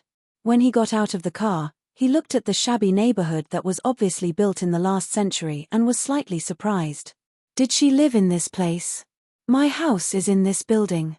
Bai Ran pointed at a building in front of him shyly and said, "But there's no elevator. We have to climb the stairs." "I'm fine." Ji Changza picked up the gift and said to her, "Let's go upstairs." He followed behind her and walked up the stairs. However, in the narrow corridor, other than being crowded, the corners were filled with cobwebs, and the originally white walls were covered in dust. The escalator was covered in dust, and the air seemed to be a little turbid. On the first floor, there were 5 households. The smoke was all directed towards the corridor. When it was mealtime, everyone was cooking, and all kinds of smoke and fumes filled the air. Chapter 4585. We're here. She walked to the door. Through the door, Bai Ran could hear the sound of cooking in the kitchen. Bai Ran took out her keys to open the door. Hearing the sound of the door opening, Yi Yuqin walked out of the kitchen. When she saw Bai Ran, she quickly asked, "Where is he?" Bai Ran turned around. At that moment, Ji Changza stepped through the door. He was so tall that he had to lower his head slightly to enter the door. It felt like he would hit the door frame. His tall height made the whole house seem even shorter. However, when Yi Yuqin saw his incomparably handsome face, her entire body froze. The man in front of her was a little too young. Also, he seemed different from the person in the photo. The owner of the renovation company in the photo was bald and old. What about the man in front of her? He was even better looking than the male celebrities on TV. More importantly, he had an inexplicable aristocratic aura. However, Yi Yuqin quickly pulled Bai Ran aside and asked suspiciously, "Who is this person?" "His name is Ji Changza. We just registered our marriage today." As she spoke, Bai Ran took out the household registration booklet from her bag and returned it to her. Yi Yuqin immediately knocked the booklet in her hand to the ground. "Ji Changza? That's not the name of the man I introduced to you on a blind date." Bai Ran explained, "That man didn't like me, so, how is that possible?" Yi Yuqin didn't believe it. He saw your photo and was very satisfied with you. He couldn't stop praising you. How could he not be satisfied with you? I think you're the one who's not satisfied with him. Auntie, that man is so old. It's fine if you set me up on a blind date, but why do you always find me this kind of man? Bairan also vented her dissatisfaction. Yi Yuqin was furious when she heard that. Ji Changza walked over and handed the gift to Yi Yuqin. Hello, Auntie. I'm Ji Changza. Nice to meet you. Yi Yuqin looked at him, but she was so angry that she couldn't say anything. She ignored Ji Changza and pulled Bairan into her room. After closing the door, she pushed Bairan to the wall and asked fiercely, So, you said you want to get married with the household registration booklet. You want to marry this man? Yeah. So? Yi Yuqin panicked. Have you registered your marriage? Yes. Bai Yu took a deep breath and puffed out her chest. He's my husband now. Pa. What she received was Yi Yuqin's exasperated slap. Do you know how much money I've spent on this blind date? I gave them a golden bracelet before they were willing to introduce it to me. Who was Mo Tsong? He was the big boss of Dingsheng Renovation Company, and his net worth was close to 100 million. So what if he's old? The most important thing for a man was not his good looks. Could good-looking people make a living? Can it feed you? Bai Kun finally couldn't take it anymore. Why should I rely on a man to support me? Can't I feed myself? You even know how to talk back. Yi Yuqin was about to be slapped again. This time, Bairan didn't give in. Instead, he forcefully grabbed her wrist. Chapter 4586. Bairan's words were like pearls. So you raised me just to eat my flesh. These words obviously provoked Yi Yuqin. What do you mean by eating your flesh? Why do you make it sound so bad? Yi Yuqin said exasperatedly, You also know that I raised you, and this is how you repay me. You also admit that you're forcing me to repay you? Bairan was so angry that she was about to cry. Do you know that when I heard that man say that you sold me for a house, I was really disappointed. What do you mean I sold you for a house? How did I sell you? I sent you to a rich family to live a good life. Is that my fault? Then why didn't you bless me and him?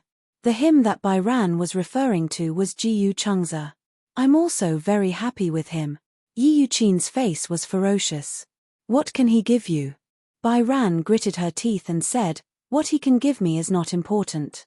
I think the most important thing is whether he can give you anything. Yi Yuqin was speechless. Originally, after you registered your marriage with him, he said that he wanted to visit you. In the end, you didn't like him from the moment he entered the house. You're married, right? You have a man to support you, right?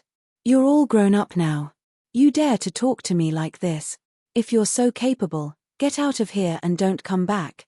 Yi Yuqin pointed at the door in a threatening tone. Bairan looked at her deeply and suddenly sneered. Fine. I'll leave.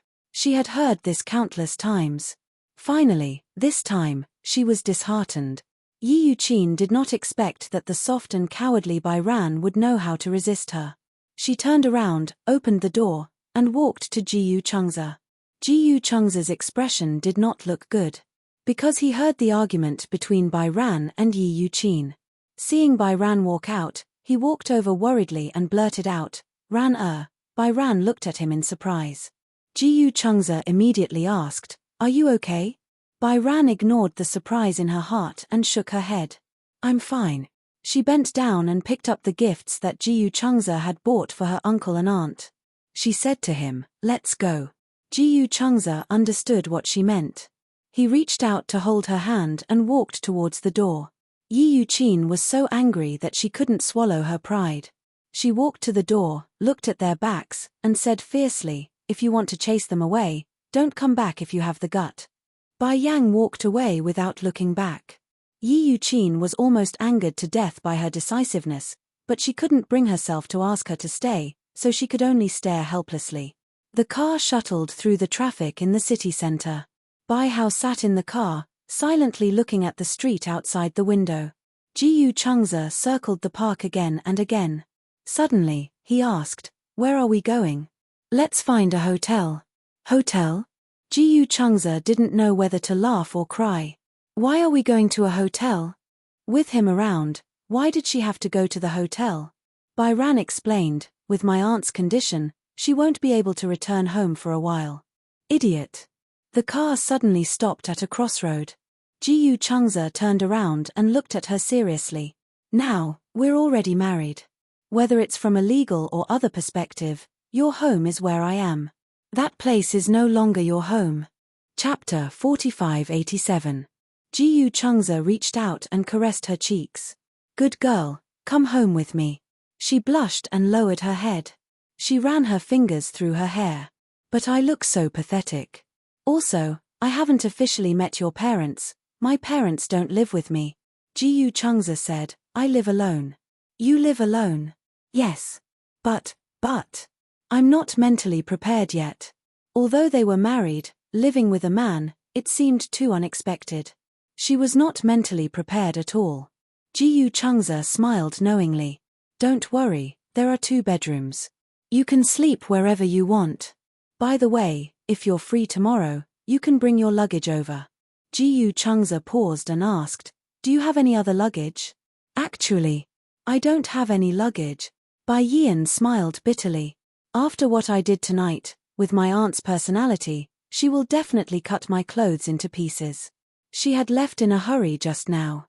She should have taken the opportunity to pack her clothes and take them away. Other than clothes and a bunch of skincare products, she did not seem to have anything particularly valuable. Ji Chungza heard and smiled. If it's clothes, you can buy new ones. Then tomorrow when we get home later, take a shower first and tell me your measurements. The mall is downstairs. Only then did Bai Yu nod. She did not seem to know much about this man. In her impression, he should be a high-class white-collar worker who lived in an ordinary neighborhood. However, looking at his temperament, it did not seem so. Bai Yian and Ji Chungza walked to the entrance of an apartment. The apartment was above the shopping mall. It was a commercial and residential apartment. After entering the apartment, Ji Chungza went to the bathroom to prepare hot water. Bai Yian took the opportunity to look around the room. The apartment was not big. It had 2 bedrooms, 2 living rooms, and a small study. Ji Chungza walked out of the bathroom and saw that she was looking at him curiously. He explained, I lived in this apartment when I was in university. Did you buy this? I rented it.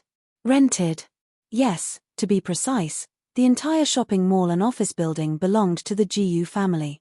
However, ever since he was an adult, Ji Jinglian had asked him for rent every month. Ji Chungza had to pay him the market price. Ji Chungza's lips curled into a smile. However, I pay the rent every 5 years. The next due date is the year after next. According to his estimation, the size of this apartment should be about 90 square meters, and the rent should be at least 100,000 yuan a year. That would be 500,000 yuan in 5 years. To her, it was already very impressive. The average white-collar worker could not earn so much money. What do you do for a living? Bai Qiong asked tentatively. Me. Ji Chungza was the external CEO of the financial management under the Ji Corporation, which meant that he was paid according to an annual salary. Ji Jinglian hired Ji Chungza with an annual salary in order to hone his skills and train him. He also wanted the board of directors to consider whether Ji Chungza was qualified to inherit the Ji Corporation. Under normal circumstances, Ji Jinglian's salary was a combination of annual salary and dividends. The annual salary was about 3 million yuan. If the results were good, then the dividends would be very considerable. Chapter 4588. Tell me your measurements. I'll go buy some clothes. Oh, it's best if you tell me all your measurements in detail. Bai Yu blushed and said, shall I write them down? Okay. There was a pen and paper on the table. Bai Yu blushed and wrote down her measurements on the paper. She folded the paper until it was the size of a tofu block before handing it to him. Ji Chungza smiled when he saw her put the folded tofu block in her hand. Don't worry, I won't peek. Bai Yu blushed even more when he said that. Ji Chungza left the room. Bai Yu entered the bathroom. The water was almost full. She took off her clothes and stepped into the bathtub. The moment the warm water enveloped her, she let out a sigh of contentment. It was as if the exhaustion she had accumulated for so long had finally been released for a short while. What a crazy day. She married a strange man. Then, she actually rebelled against Yi Yuqin and left her home that was like a demon's den. Finally, she came to his house. It was too crazy. Bai Yu shyly buried her face in the water and blew bubbles silently. She didn't know how long he had been gone. As she soaked, the water in the bathtub gradually turned cold. Only then did she start scrubbing. When she was done washing and drying herself, she realized that he wasn't back yet. This meant that she didn't have any clothes to change into. There was a bathrobe hanging on the wall of the bathroom. However, there was only one set. Because she came back too suddenly, he probably didn't prepare an extra bathrobe. He hadn't bought the clothes yet, so it shouldn't be a problem for her to borrow his for a while, right? With that thought, Bai Yu silently reached out and took the bathrobe down. It was so wide and big that it was effortless for her to put it on. After putting on her clothes, she had no choice but to open the door with her dirty clothes. She walked to the balcony but couldn't find the washing machine. The balcony had floor-to-ceiling windows. There was only one chair and a small table that seemed to be used for drinking coffee and admiring the night view. She looked around the house but still couldn't find the washing machine. Just as she was feeling extremely uneasy, the door suddenly opened. She looked in the direction of the sound and saw Ji Yuchengzi coming back with bags of various sizes. She subconsciously pulled her clothes together. The bathrobe had covered her body well enough, but she was still worried about being exposed. It was almost an instinctive action. Ji Yuchengzi was surprised to see her carrying a pile of dirty clothes. "Can't you find the washing machine?" In the bathroom. "I only see a row of cabinets in the bathroom. I don't see a washing machine." Ji Yuchengzi smiled and walked into the bathroom. He touched the row of cabinets and pressed them lightly. This cabinet was made to be an invisible cabinet. With a press of a button, it would open and there was a washing machine embedded inside. Bai Yu saw that he actually hid the washing machine in such a deep place. No wonder she couldn't find it when she searched the entire house. "I'm sorry I didn't tell you earlier." "I'm fine." Just as she was about to walk over, she suddenly thought of something. "There doesn't seem to be a drying rack on your balcony." "Why do you need a drying rack?" "I'm hanging the clothes." Bai Hao didn't know whether to laugh or cry. "Otherwise, how do you dry your clothes?" "The clothes will dry as soon as they are taken out of the washing machine." "Ah, is that so?" It sounded like it was quite advanced. Chapter 4589. Ji Yuchengzi said, "I don't like to dry clothes on the balcony. When I bought the electrical appliances, they said that this washing machine has a disinfectant belt to dry it. You just have to fold it and put it in the closet." While he was talking, Bai Ran was silently studying how the washing machine worked. So far, Yi Yuqin had been using an old-fashioned washing machine with 2 barrels. This washing machine was a little old. According to Yi Yuqin's personality, these electrical appliances were basically not replaced unless they were broken. There was no other reason why the washing machine was especially durable. The electrical appliances at home had not been replaced for a long time. Therefore, Bai Ran had only seen this washing machine before, but she did not know how to use it. Ji Yuchengzi saw her uneasiness and guessed that she did not know how to use it. So, he thoughtfully turned on the washing machine, took the clothes from Bai Ran, and put them in. "Thank you. I bought you a lot of clothes, including pajamas. Do you want to try them?" Bai Ran nodded. She carried the bags into the room and saw that the tags had been removed. The packaging was also the same as the shopping malls, so she could not tell what brand it was. However, just by touching the texture of the material, she could clearly feel that the material was very good. It was very comfortable and light. This price should not be cheap. She had always been wearing clothes that were very flattering. There were many street shops near the market where she used to live. The clothes sold were at least 10 yuan and at most 100 yuan. It was very affordable. The clothes that Yi Yuqin bought for her were all bought from here. Yi Yuqin was very particular. The clothes she bought for herself were more than 200 yuan, but the clothes she bought for her were at most 100 yuan. Actually, Bai Ran understood. After all, the Jiang family was not rich. It was good enough that she did not wear other people's leftovers. She felt that Yi Yuqin had adopted her out of love and responsibility. However, slowly, the responsibility became heavier. After all, it was not as simple as having an extra pair of chopsticks to feed another family. One had to know that besides studying, food and clothing, one more person would also be a big burden for a family. After Bai Ran started working, the situation improved. Yi Yuqin no longer gave her money. She even scrimped and saved to subsidize the family. Even so, Yi Yuqin was always in high spirits to go on blind dates for her. Forget it. Don't think about these things anymore. Bai Hao didn't want to recall these things. He picked up a random piece of clothing and looked at it. He was a little surprised. She originally thought that this man probably had a straight man's aesthetic, and the clothes he bought wouldn't be very nice. At most, they would be decent. However, the clothes he bought were all quite nice. She was holding an A-line dress in her hand. Slowly, she looked like a young lady. Bai Kun could not bear to part with it. It seemed that this was the most decent dress she had ever worn since she was a child. However, he must have spent a lot of money to buy so many clothes for her. Bai Qiong felt guilty when he thought about it. The clothes he bought were enough to last her for a season. Bai Ran changed into the clothes. Outside the door, Jiyu Chengze asked softly, "Do the clothes fit?" "Yes." "Come out and show me." "All right." Chapter 4590. It was a look of amazement and admiration. Jiyu Chengze looked her up and down and raised his eyebrows. Very beautiful. He had brought her size to buy clothes. Because he had not tried them on, he could not help but worry that the clothes he bought would not fit well, would be uncomfortable, or would not look good. "How's the fit?" "It's very tight and light." "It's quite comfortable." Bai Yian carefully probed, "Is this expensive?"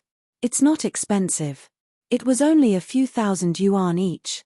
However, Jiyu Chengze did not say anything. He knew that with Bai Yian's personality, she would probably feel bad about it. Therefore, after buying all the clothes, he specially ordered the manager to remove the tags and change the packaging so that she could not see the brand or the price. This way, she would at least feel at ease wearing it. Moreover, a few thousand yuan each was not expensive at all to Jiyu Chengze.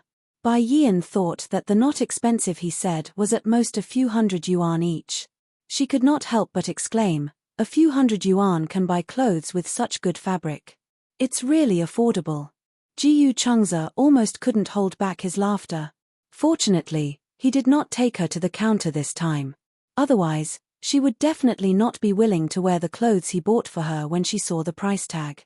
Bai Yian saw that his eyes were full of praise and smiled shyly. "Really? Yes, I don't lie. This dress looks really good on you. This dress is pretty good to begin with." Jiyu Chengze heard this and smiled. He walked over and helped her straighten her clothes. Bai Yian only felt that once he got close, the fragrance of orchids on his body could no longer be resisted. She lowered her head slightly, not daring to let him see the blush on her face. Ever since she was young, she had never stood so intimately with anyone before.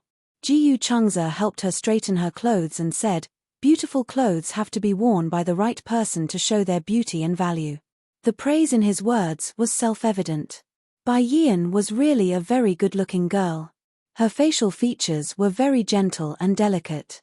There were many types of beauty. Some of them were sharp, provocative, and aggressive. Some of them were as calm as water, dull and tasteless. At first sight, one would find them breathtaking, but after looking at them for a long time, one would get bored. But Bai Ran's facial features belonged to the category that one could never get tired of looking at 100 times. Perhaps the first time he saw her, she definitely couldn't be considered a heavenly beauty. However, the more he looked at her, especially when he stared at her, the more he found her breathtaking. However, due to the environment in which she grew up, Yi Yuqin had always belittled her more than praised her, which had caused her to develop an inferiority complex. She always felt that she couldn't compare to others in any way. Jiyu Chengze's words seemed to hold her in his heart. "I also bought other designs. Try them on one by one, okay?" Bai Hao turned around. He suddenly recalled something and halted. You. Why are you so nice to me? When Jiyu Changza heard this, he was stunned for a long while before he broke into laughter. He had only bought her a few pieces of clothing. At most, he spoke a little more gently, but it made her feel flattered. What kind of life had she lived in the past 10 years? She was so scared to accept his kindness to her. Jiyu Changza asked disapprovingly, "Shouldn't I be nice to my wife?" Chapter 4591. Bai Ran returned to her room and tried on the clothes that Jiyu Changza bought for her one by one. Other than the A-line dress, there were also slim-fit dresses and floral dresses. She seemed to be able to pull them off very well in different styles. Other than the fact that Bai Ran was a clothes hanger, Jiyu Changza had good taste too.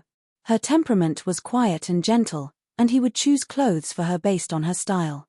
These clothes were not very revealing and were not sexy. Although there were many styles, Bai Ran could always look sweet when she wore them. The more Jiyu Changza looked at them, the more satisfied he was.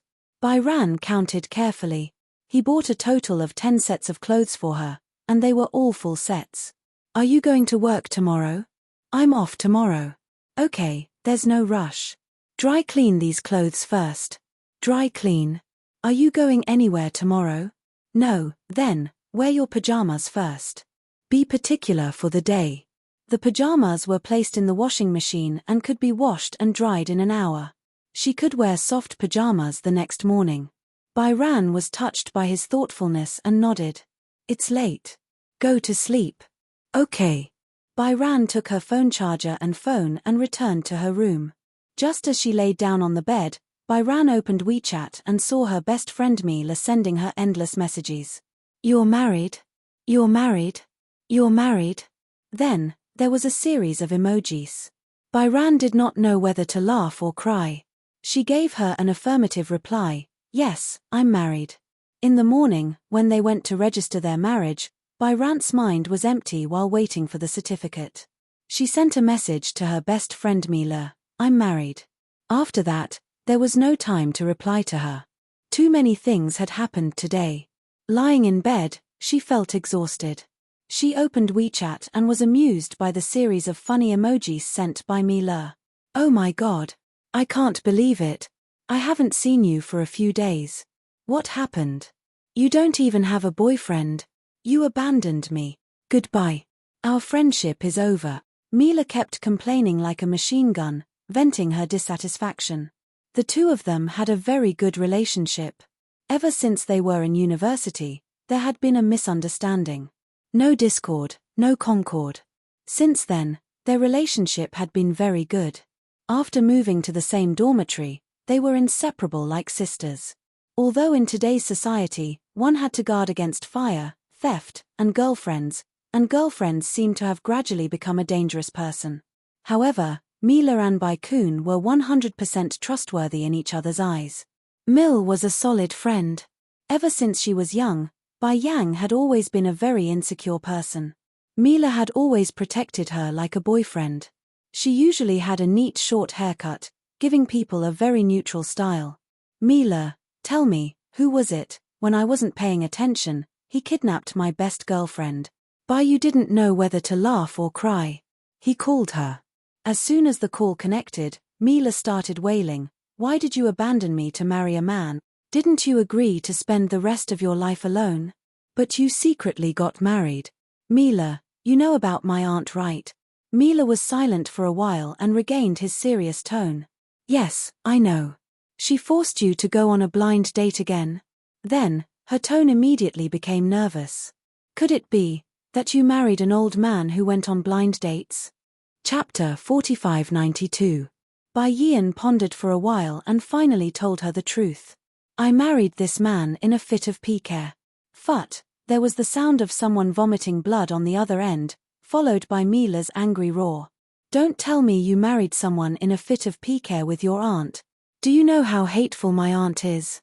What are the conditions she set for the blind date?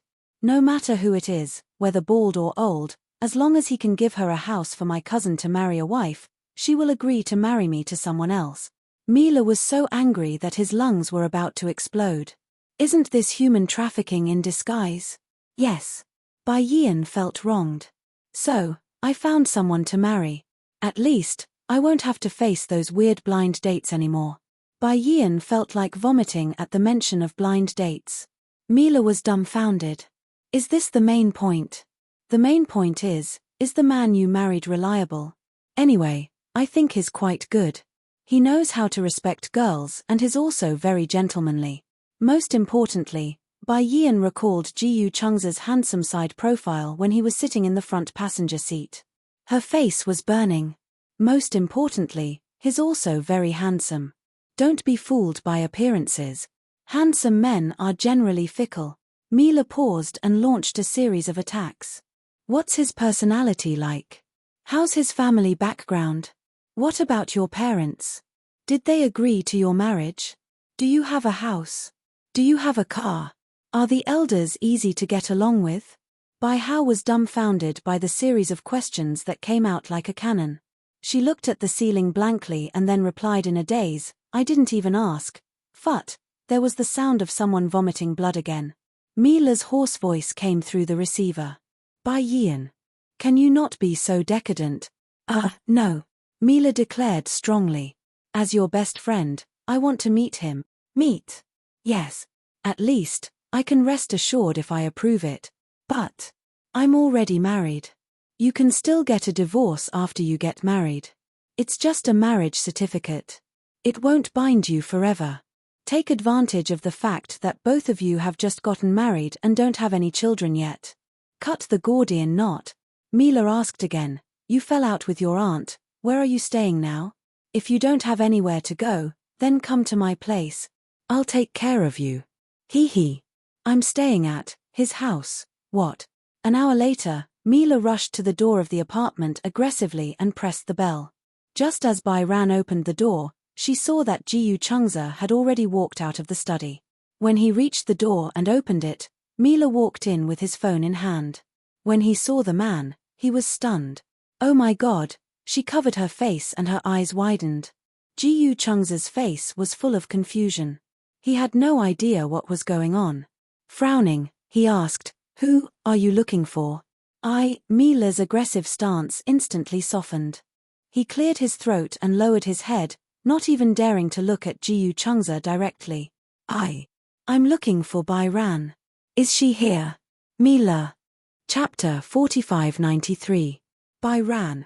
Mila entered the door awkwardly and winked at her as she walked over. Ji Yu Chengze turned around and looked at Mila, who was covering his face and did not dare to look at him directly. He was slightly suspicious. Your friend? Yeah. Then, have a seat. Although Ji Yu Chengze was a little surprised that she had barged into their house so late at night, he still treated her as a guest. Bai Ran held her hand and smiled guiltily at Ji Yu Chengze. She's looking for me for something urgent. Let's go into the room to talk. With that, the two of them pushed each other into the room. Ji Yu Chengze stood there in a daze until the two of them entered the room. Then, he shook his head helplessly. In the room, Mila shook Bai Ran's shoulder desperately. Your husband is so handsome. How can he be so handsome? Ji Yu Chengze's appearance belonged to the standard idol drama style.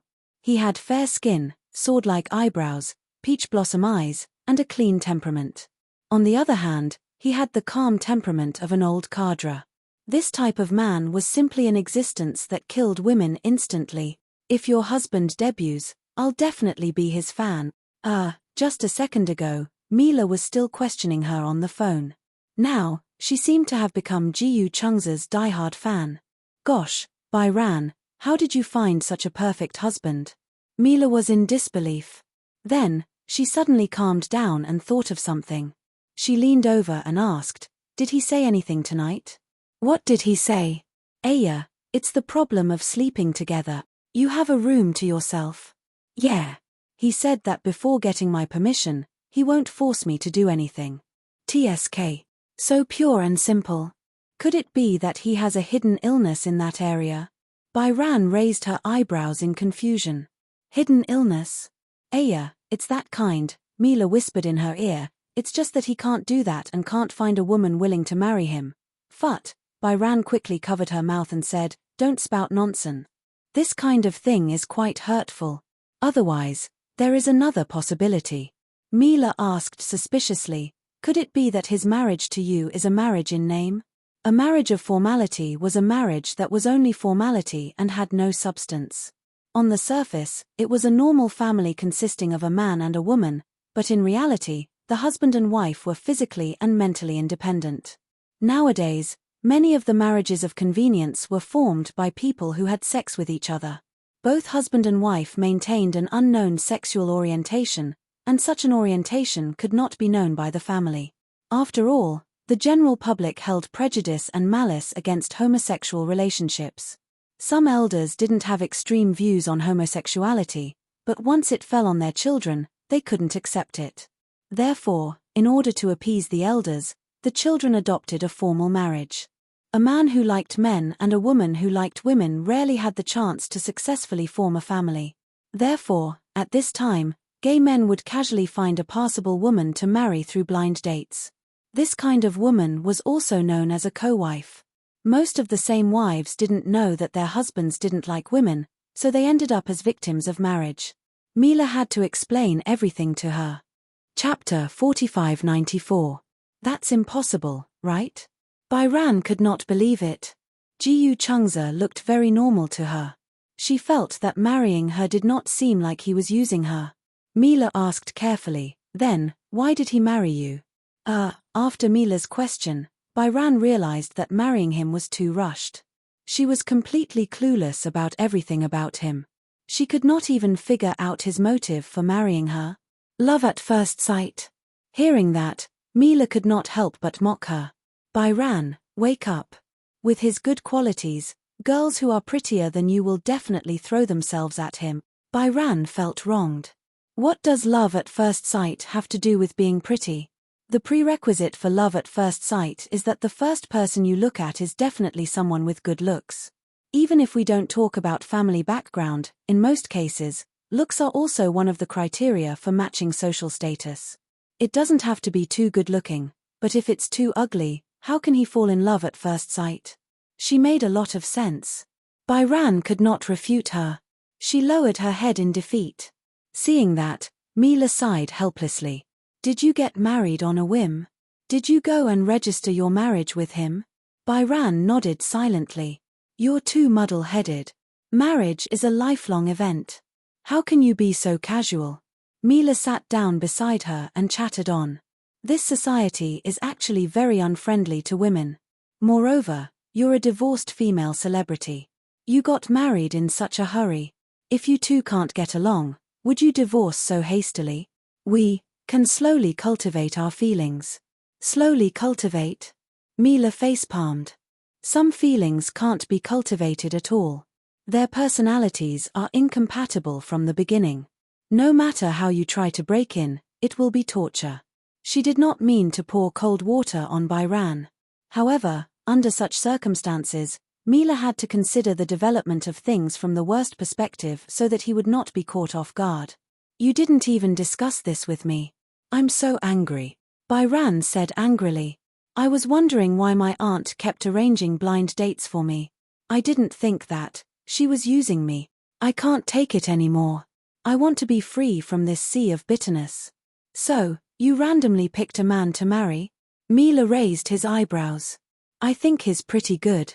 Although he's not rich and can't be compared to those rich merchants, he respects me and treats me like a gentleman.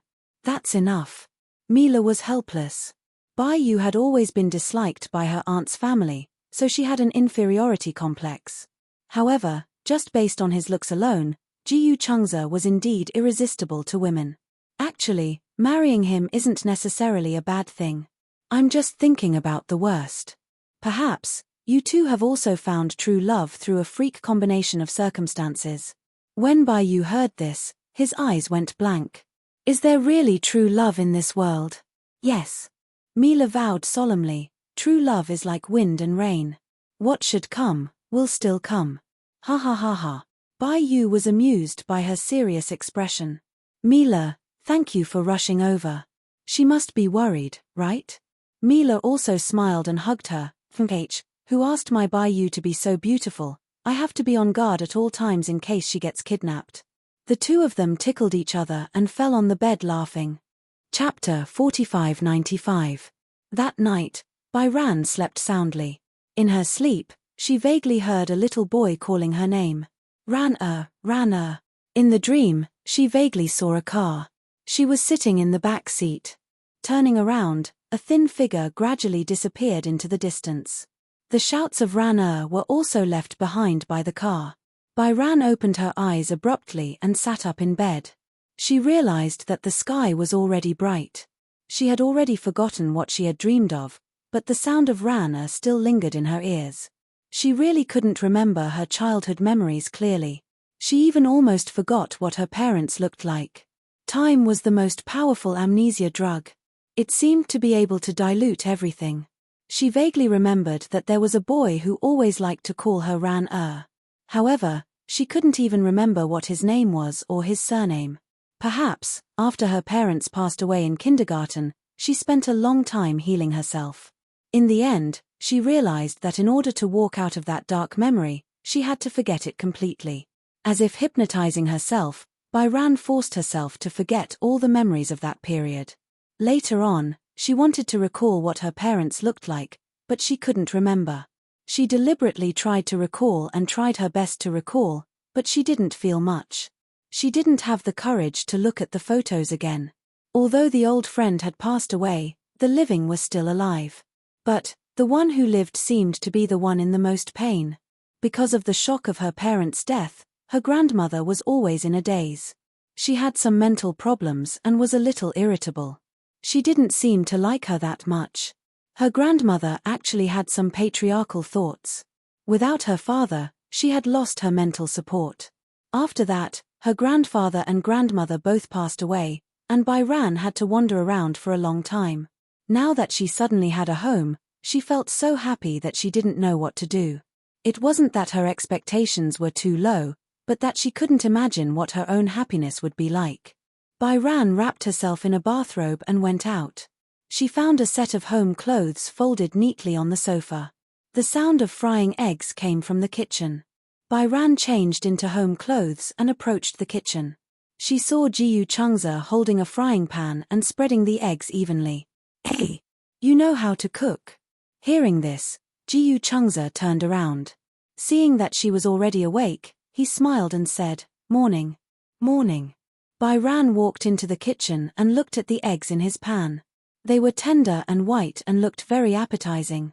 Frying eggs was very simple, but to make them taste good was also a test of one's ability. "This is the first time I've seen a man in an apron." Jiyu Chungza was wearing a white casual t-shirt, slender trousers, and an apron, but he did not look out of place at all. Instead, it gave off a very gentle feeling. Jiyu Chungza laughed when he heard this. "Is it that rare for a man to cook?" "Of course it's very strange. Did your parents teach you how to cook since you were young?" Jiyu Chungza frowned slightly.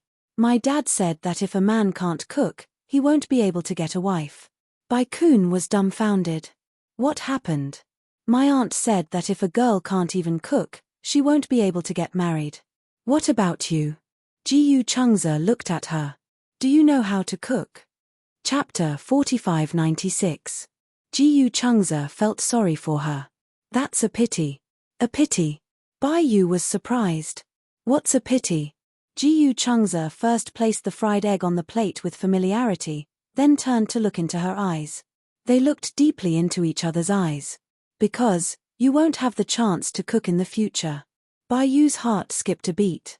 She couldn't believe it. "Do you mean that I won't have to cook after I marry you?" "Yes." "Oh my God. How could there be such a good thing in the world? Wasn't this the same as being a little rice worm with a peace of mind?" Jiyu Chungza said, "I've been trained to cook since I was young.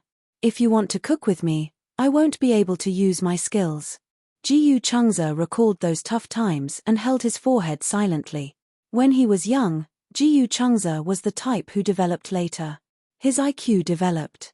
No matter what Jiyu Jinglian taught him, he always acted like he didn't know anything. He really didn't know anything. Jiyu Jinglian and Chu Ho were anxious. They really thought that Jiyu Chungza was the type of boy who didn't have the talent, grades, or skills.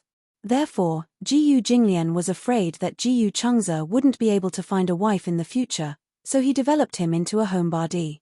In the end, when the two of them were worried about Jiyu Changze's IQ, Jiyu Changze's grades skyrocketed and he got into a key city high school. When he received the report card, Chu Ho was dumbfounded and thought that Jiyu Changze had learned to cheat. Aside from his studies, Jiyu Changze was a late bloomer. In terms of personality, ever since he entered junior high school, Jiyu Changze seemed to have become rebellious overnight. He became rebellious and didn't like to talk to Jiyu Jinglian. He started to be cold. Just as Jiyu Jinglian was thinking about how to deal with his son's rebellious behavior, Jiyu Changze became mature and steady overnight. In the end, Jiyu Jinglian came to a conclusion. If the child was stupid, then let him play. If the child was rebellious, then let him be rebellious as long as he didn't violate his bottom line and principles. This set of educational principles was very useful when he educated Jiyu Xinghan. However, it wasn't that bad. At the very least, under Uncle Fu's strict conditions, Jiyu Changze's culinary skills were definitely outstanding. Jiyu Changze served breakfast on the table and made a cup of milk coffee. He had a sweet taste since he was young. When he drank coffee in the morning, he would add a lot of cream and sugar. Coffee was used to refresh him, but it was too bitter for him to get used to it. Bai Hao sat in front of the table, looking at the exquisite breakfast in front of him.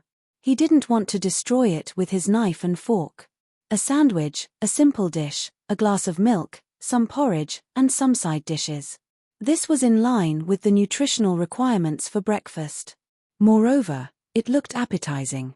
Jiyu Changze asked, "What do you want to eat tonight?" "Oh, what can you do?" "I can do anything." "You're lying." Bai Qiong did not believe him. There were so many delicacies in the world. How could he know everything? "Of course I'm lying to you. How can I be omnipotent?" Jiyu Changze smiled deeply. "But even if I don't know how, I can learn how to eat it if you want." Bai Ran sucked on the spoon and suddenly thought of something. "I like tomato and egg drop soup." Jiyu Changze. So simple. He could make this soup with his eyes closed. "Your requirements are so low." Chapter 4597. She was satisfied with tomato and egg drop soup. What a glutton. Jiyu Changze said to her, "Tonight, I'll make tomato and egg drop soup, then stir-fry some water spinach, braised chicken wings, and sweet and sour pork ribs, okay?" "Yeah, okay." Bai Ran silently took a bite of the poached egg. She was so happy that it almost overflowed. Was this the feeling of home? It had been a long time since she felt this warm. She remembered that the happiest period of her life was probably when she was studying. At that time, it was a boarding school system and she was in school every week. She didn't like to go home because her aunt would scold her when she got home. When she was in university, she rarely asked her aunt for money. Other than tuition fees, she did her best to earn money for her living expenses. She even paid for part of her tuition fees. From that moment on, she understood that she was different from others. Other classmates had parents to rely on, but she didn't. She couldn't act spoiled without restraint. From then on, she forced herself to be independent as soon as possible. She was afraid of the day when she would be kicked out of the house.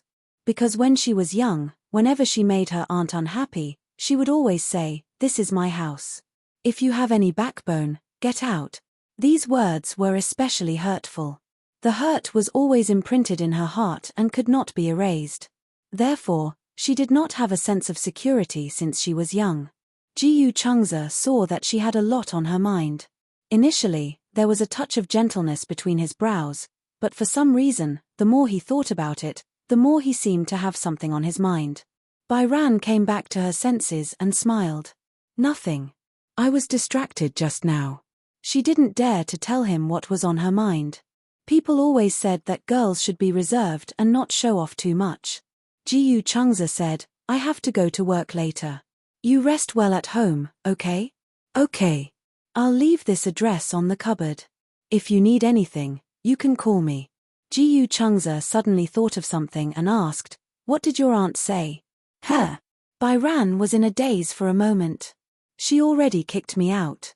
Jiyu Changze heard this and nodded. That place wasn't your home in the first place. Why did she kick you out? Byran was stunned. From yesterday onwards, this is your home. Don't make things too awkward with your aunt. Of course, if she knows what's good for her, she won't make things too awkward. Byhow suddenly thought of something and asked carefully, should I visit your parents? She finally gathered her courage. She hadn't dared to ask before because she was worried that he might not have parents or come from a divorced family. Or some other unforeseen event, wouldn't it be too presumptuous? However, he didn't bring it up. After all, Jiyu Changza had already visited her aunt. It was etiquette to visit both parents. Etiquette was important in everything. Hearing this, Jiyu Changza raised his eyebrows slightly. I was worried that you weren't mentally prepared. Mentally prepared? You really won't regret marrying me? Jiyu Changza continued, once you meet my parents, you may not have the chance to withdraw from this marriage anymore. There was no concept of divorce in the Jiyu family. They were all very traditional in their bones. Chapter 4598. Jiyu Changza's words were very gentle, but the meaning he wanted to express was very rough. There was no concept of divorce in the Jiyu family. Especially after meeting the parents, there was no reason for him to withdraw. Was this a family rule? How domineering. Marriage was so open now.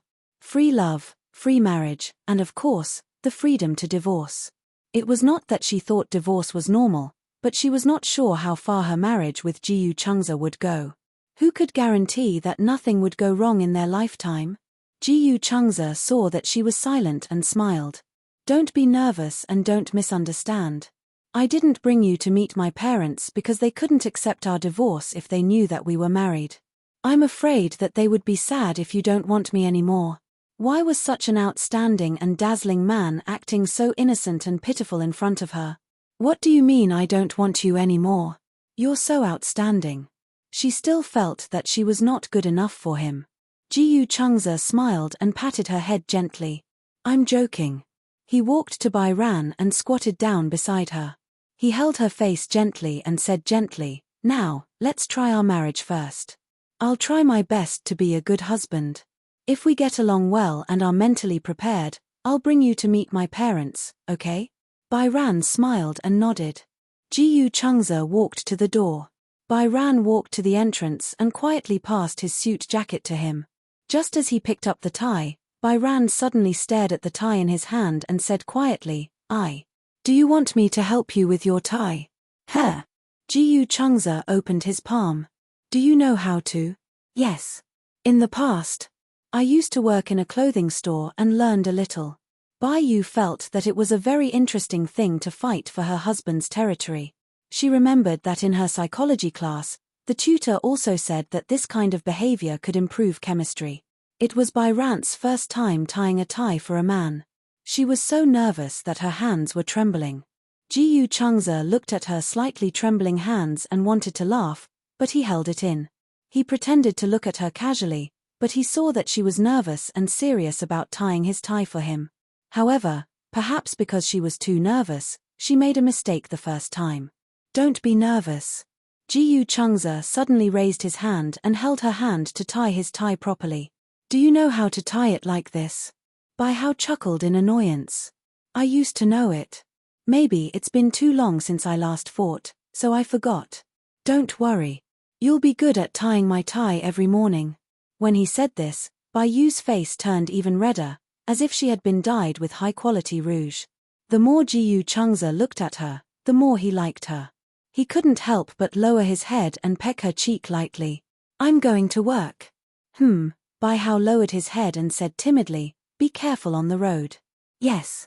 Jiyu Changza smiled at her and left. For some reason, this devilish smile made Bai Kun a little absent-minded. She stood at the door in a daze for a long time. It was only when she saw Jiyu Changza enter the elevator that she came back to her senses and closed the door. With her back against the door, she was still in a daze. This kind of life had only existed in her imagination. She had never imagined that it would become reality. He had a home. Chapter 4599. For the entire day, Byran felt like she was floating in the air. As she walked, she felt like she could fly.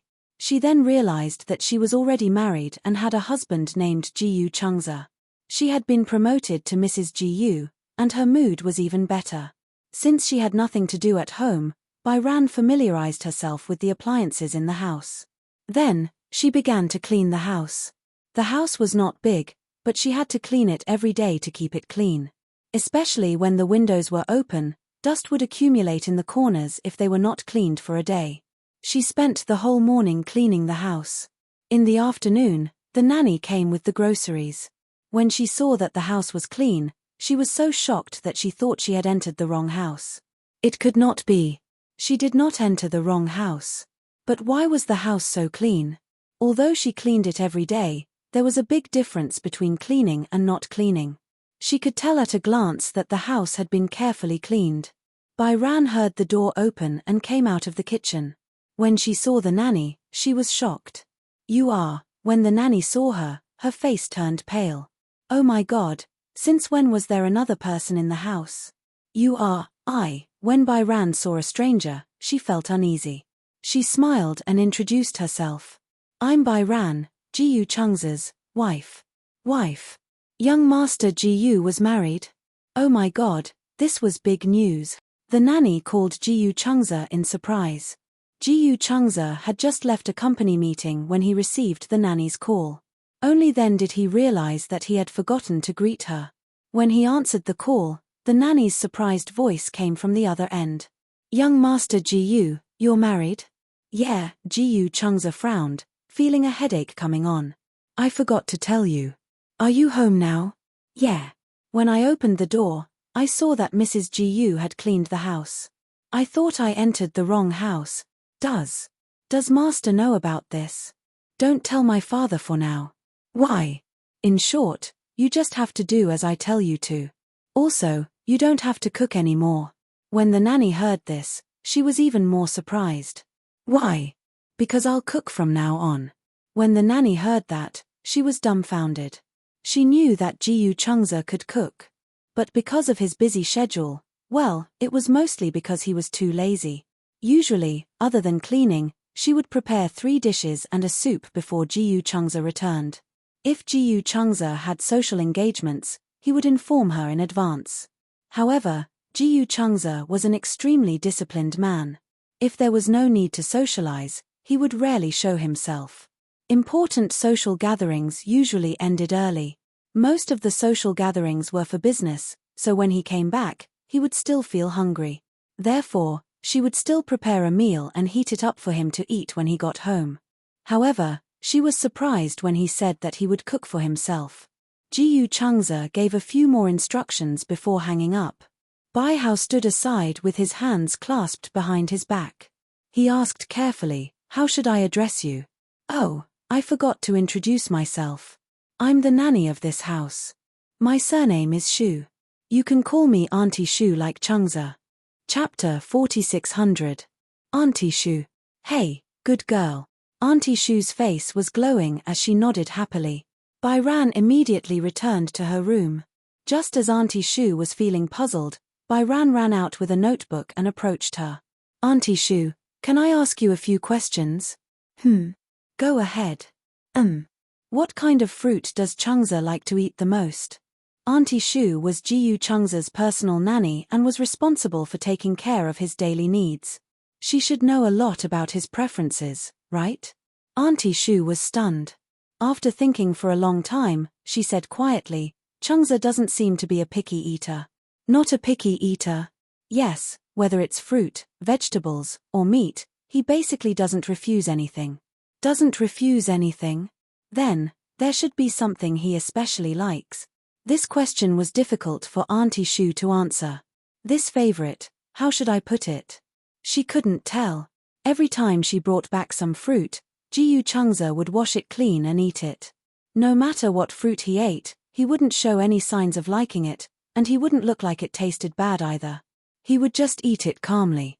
No matter what dish she made, other than the difference in saltiness, vegetables, and even something as disgusting as bitter gourd, he would eat it without a frown. "It's true that he especially likes cleanliness," Auntie Shu said. "So, I basically don't have to worry about what he eats every day." The only thing I have to do is to clean the house. He's especially picky when it comes to hygiene. Byran looked around and asked tentatively, "So, did my cleaning today pass?" Auntie Shu casually wiped the table and saw that there was still dust. However, Byran was so enthusiastic about cleaning that she was embarrassed to say it. She only said, "In the future, leave the cleaning to me. Basically, when I came here, all of you had gone to work. When I came back, the house was clean and bright. But you have things to do at home too. You can't come every day." Auntie Shu heard and smiled. "Don't worry. If I'm not free, someone else will take over my job." Byran was relieved when she heard that. That night, Jiyu Changza came home very early. Coincidentally, the new clothes that Jiyu Changza had bought for her had also been dry cleaned and sent over. When Jiyu Changza returned home, Byran was sitting on the sofa eating grapes. Seeing that he had returned, she immediately stood up from the sofa. However, she did not know what to do and just stood there stupidly. Jiyu Changza didn't know whether to laugh or cry. "Why are you standing up?" Byran was so nervous that he blurted out, "Welcome you." Jiyu Changza was amused by her. He stood at the entrance without moving. Suddenly, he opened his arms and asked tentatively, "Then, do you want to give your husband a warm hug when he comes home from work?" These words finally woke her up. Bai Hao put down the plate of fruits and walked toward him.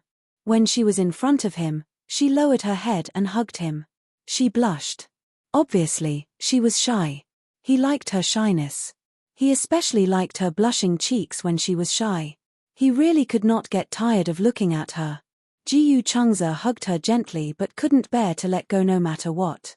The two of them were really like newlyweds. They stood at the entrance for a long time until Bai Yang urged him and said, "I feel like my arm is going to be stiff." Chapter 4601. Jiyu Changza walked to the kitchen. In the afternoon, he had asked Auntie Shu to buy tomatoes and eggs. These were the main ingredients because Byran specifically mentioned that she liked them. He calmly put on an apron and quietly washed the vegetables one by one. Byran had seen many people cook, and the one who left the deepest impression on her was her aunt, Yi Yuqin. The small kitchen was always filled with oil and smoke. Yi Yuqin was a person with a lot of negative energy. Her uncle was not career-minded, and the family was living a tight life, very cramped. Every time she cooked, she could hear her nagging as she cut the vegetables in the kitchen. She was either complaining that her uncle's salary was not enough to cover the expenses, or complaining about how much money her neighbor had lost playing mahjong. That endless nagging, coupled with the sound of cutting vegetables, always made people feel inexplicably irritated. However, watching Jiyu Changza cook was a kind of enjoyment. Every movement of his was so graceful and free, giving off a feeling of carelessness. Although his movements were neither fast nor slow, they were methodical. Even when he was cutting vegetables, his back was still very straight. One could not help but wonder if he was from the military. Otherwise, how could he have such good manners? Jiyu Changza could still care about her as he cut the vegetables. "Why are you standing at the door? Not watching TV?" "Watching and learning." Byran smiled and refused to leave. This was because watching him cook seemed to be a kind of visual enjoyment. After the vegetables were cut, they were smoothly placed into the pot. Jiyu Changza held the handle of the knife and started to stir-fry. From the angle of the door, looking at him from the side, he was elegant, confident, handsome, and dashing. Byran felt that being able to marry such a man, although a little muddle-headed, was like a pie falling from the sky. All of a sudden, she felt a little dejected. She had a feeling that this man was really outstanding. Compared to herself, he suddenly paled in comparison. Nowadays, relationships were about matching in social status. This was what she concluded from her blind dates. The conditions were like an equivalent exchange. Although Jiyu Changza married her and did not care so much, she still felt that there was a big gap between the two of them in terms of ability. This kind of man had an excellent job, an excellent character, and most importantly, housework was a piece of cake. Compared to herself, Byran lowered her head in shame. No, she also had to learn how to cook. Byran walked to his side and said with a smile, "Mr. Jiyu, can you teach me how to cook?"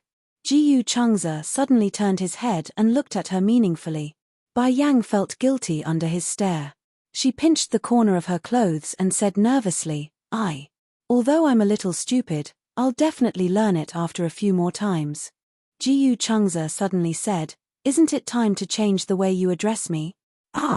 Since we're married, why are you still calling me Mr. Ji?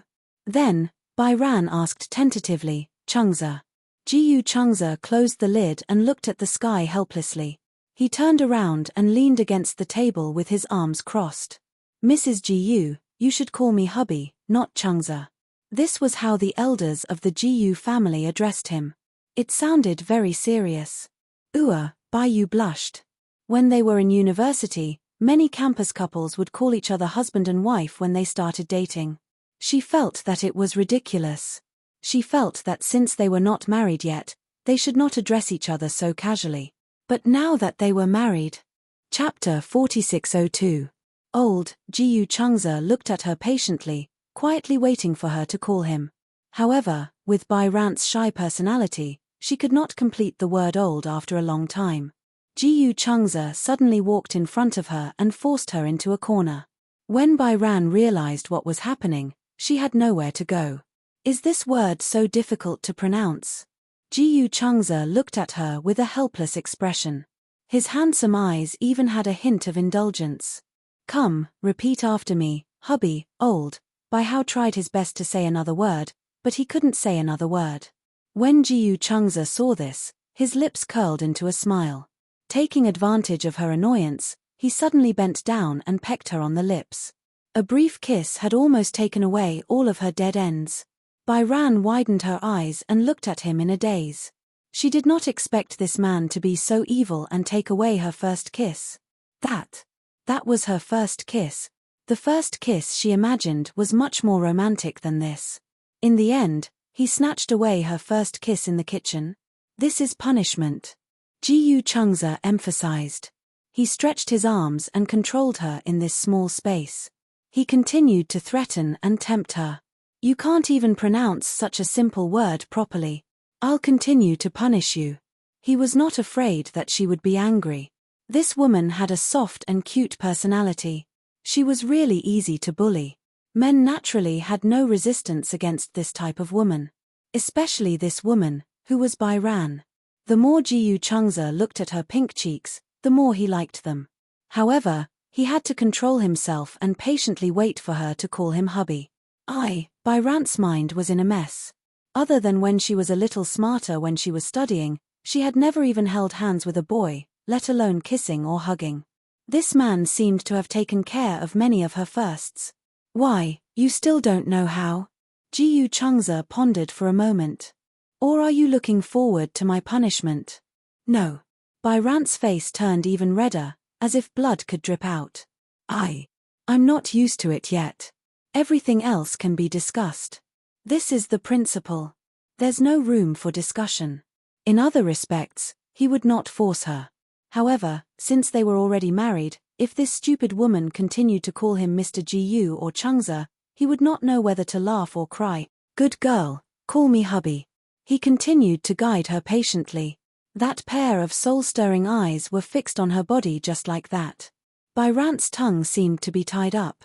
He stuttered, for a long time, but he still couldn't force out the two words that Ji Changze wanted to hear. Ji Changze lowered his head again and kissed her unexpectedly. Bai Ran was so angry that she laughed and could not help but punch him. Ji Changze raised his hand and effortlessly wrapped it around her wrist. Good wife. He hugged her as if he was hugging a large teddy bear. He walked casually to the gas stove and turned off the fire the moment the pot lid jumped. His control of the fire was so precise. It was the same for her. Chapter 4603. Ji Changze said playfully, Mrs. Ji, why is your face so hot? Hubby. While he was still talking, Bai Ran quickly called out the two words. Then, she broke free from him and ran out of the kitchen. Ji Changze froze on the spot until he realized that this little girl had called him hubby when he wasn't paying attention. He couldn't help but laugh. Why was she so easily embarrassed? She was just like when she was young. Ji Changze touched the corner of his mouth gently. He still wanted more from kissing her just now. He gently pinched the lid and opened it. The aroma wafted out. Jiyu Changza smiled satisfactorily and served the sweet and sour pork ribs. Bairan didn't know how she finished her dinner. The tomato egg soup she was looking forward to seemed tasteless. Her mind was filled with the image of Jiyu Changza kissing her. That was her first kiss. However, in her mind, her other self seemed to be saying, "Isn't keeping your first kiss for your hubby?" However, the total number of days she had known Jiyu Changza was less than a week. It was inevitable that she was caught off guard by how fast things were progressing. Jiyu Changza saw that she was in a daze and was a little nervous. "Is it not good?" "No," Bairan immediately came back to her senses. "It's very good." Jiyu Changza heaved a sigh of relief. He was actually very confident in his cooking, but he was especially concerned about her opinion. If she said it was not good, then it would be meaningless no matter how good other people said it was. Jiyu Changza asked, "What time are you going to work tomorrow?" "Oh," after he reminded her, Bairan remembered that the design draft she had to hand in tomorrow was not ready yet. "What's wrong?" "I didn't do my homework." "Homework?" Jiyu Changza almost laughed. "You still have to do homework when you're working?" "Yeah, the design draft is homework." "I forgot." Too many things had happened recently. So much so that she almost forgot about work. "Do you have to do it?" "Tomorrow." "Yeah, I have to do it. My supervisor is very strict, especially. I'm new. If I don't work hard, I'll be criticized." Bairan paused and said, "It's okay. It's very simple. I can design it tonight." Jiyu Changza returned to the previous topic. "What time are you going to work tomorrow?" "Yeah. We all go to work at 9:30. I'll send you to the company." "No need. It's convenient for me to take the subway." Jiyu Changza said, "I'm worried." "Ah, just as well. I'll send you to your company and get your company's address." Moreover, as a husband, it's his duty to send his wife to work. Unable to dissuade him, Bairan could only bite the bullet and say, "Thank you. If you drive me, will you be late for work?" "I won't." "Then I'll wake up earlier tomorrow." Jiyu Changza's heart ached a little. "Didn't you have to rush out the design drafts today? Shouldn't you sleep early?" "We'll make it in time, don't worry." After dinner, Bairan offered to wash the dishes, but Jiyu Changza couldn't bear to do that. He chased her back to her room and told her to finish the design draft as soon as possible. Bai Kang returned to the room. The theme this time is The Wedding of Dreams. The company was collaborating with a bridal gown company to design a new bridal gown. Chapter 4604. The Wedding of Her Dreams. For some reason, Bai Yian suddenly imagined the scene of her and Jiyu Changza's wedding. She blushed and lowered her head. She suddenly had an inspiration. First, she made a draft on paper, then scanned it into the computer. She used the tablet to add the details. A digital tablet was probably the most valuable possession a person had in their 20 years of life. Back when she was learning to draw and design, a digital tablet was a luxury to her. Yi Yuqin did not have much spare money. She raised a son and would never buy anything for her. She lived frugally and worked part-time. Finally, she became the last student in the design department to own a tablet. Even though the digital tablet she bought at that time was a little outdated now, she still loved it so much that she couldn't put it down and had been carefully protecting it. Her drawing skills were especially solid. Many people needed to make a very detailed draft before they could use the tablet. If she had the leisure to do so, she could have just used a digital tablet to do it. In less than half an hour, the outline of the wedding dress finally took shape. Bai Yian stretched and glanced at the door. Jiyu Changza silently leaned against the door. She did not know how long he had been standing there. Her lazy waist froze in midair. Jiyu Changza laughed. "Are you done?" "Yes, almost done. There's still one more detail." Jiyu Changza walked over, but Bai Yian hugged the laptop screen in a panic and did not want to show it to him. "No peeking." Jiyu Changza raised his eyebrows. "What is it? So mysterious." "The design draft." "Oh, is this a trade secret? So it could not be revealed to outsiders?" Jiyu Changza understood it this way. Actually, that was not it. It was just that Bai Yian was a little shy to show him the wedding dress of her dreams. She felt inexplicably guilty. It was like a young girl in love being peeked at. Jiyu Changze patted her head. Okay. I won't peek. He turned around and walked out of the door. Are you relieved now? Bai Yian let go of the laptop. No peeking. Okay. Jiyu Changze turned around and asked, finish work early, shower and sleep, okay? Then, what about you? Jiyu Changze said matter-of-factly, I'll wait for you in the living room. Waiting for me? Bai Ran hurriedly said, go to bed early. You still have work tomorrow. Since you're not sleeping, I can't sleep either. His warmth warmed Bai Hao's heart. She nodded and promised, okay. Wait for me for a while. I'll be quick. Jiyu Changze closed the door. Bai Ziyi hurriedly picked up the tablet and crazily attacked. When she worked, she was a workaholic. It wasn't that she loved her work, but that she loved designing. When she was young, she had suffered a lot, so she didn't like to talk. Her biggest interest was to hold a drawing board and copy the beautiful girls in comic books. At first, there was no condition to buy drawing paper. She drew with a pencil in the unused part of the abandoned exercise book. At that time, she was still in university. However, her homeroom teacher liked her very much. She accidentally saw her drawing in her spare time. She even drew very well. Even though she didn't have a decent drawing board, she knew about her family's situation. Thus, she bought her drawing paper and a pen as a birthday gift. Chapter 4605. Perhaps because someone was waiting for her, Bai Yian was even more efficient. She finished all the details in no time. This design draft had been brewing in her mind for a long time. Now, she was just reverting the thoughts in her head to the design draft. It was a piece of cake for her. Therefore, Bai Yian finished it very quickly. When she closed the notebook, the clock was already past 10 o'clock. It was already so late. Bai Yian walked out of the room in annoyance. However, she saw Jiyu Changze sitting on the sofa, still waiting for her silently. She felt especially embarrassed. Bai Yian walked over guiltily. Jiyu Changze heard her footsteps and looked up. When he saw her, he smiled. Are you done? Yeah. Then, do you want to shower first, or should I? Or, Jiyu Changze said meaningfully, let's shower together. Shower together. These 3 words made Bai Yian's face turn red like a crab in a steamer. You shower first. Yeah. Jiyu Changze was a little disappointed. There's such a big bathtub at home. Can't we shower together? You shower first. Bai Yian couldn't think of anything else to say. Jiyu Changze stopped teasing her and patted her head. Then I'll go shower first. Bai Yian walked stiffly to the sofa and sat down. She picked up the remote control and wanted to turn on the television. However, she didn't want to watch the television at all. Instead, her mind was filled with Jiyu Changze's ambiguous words. Arth, so shy.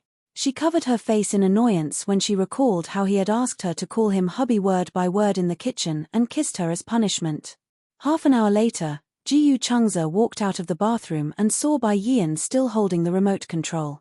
Her thumb was aimlessly pressing buttons. However, the remote control was upside down and the television wasn't turned on. He didn't know whether to laugh or cry. He crossed his arms and said, your turn. Bai Yian lowered her head and stood up. She walked in the direction of the bathroom. Jiyu Changze's body moved slightly. She only paid attention to the path under her feet and didn't look up at all. She bumped into his chest. Ooh! She pretended to be in pain and touched her forehead.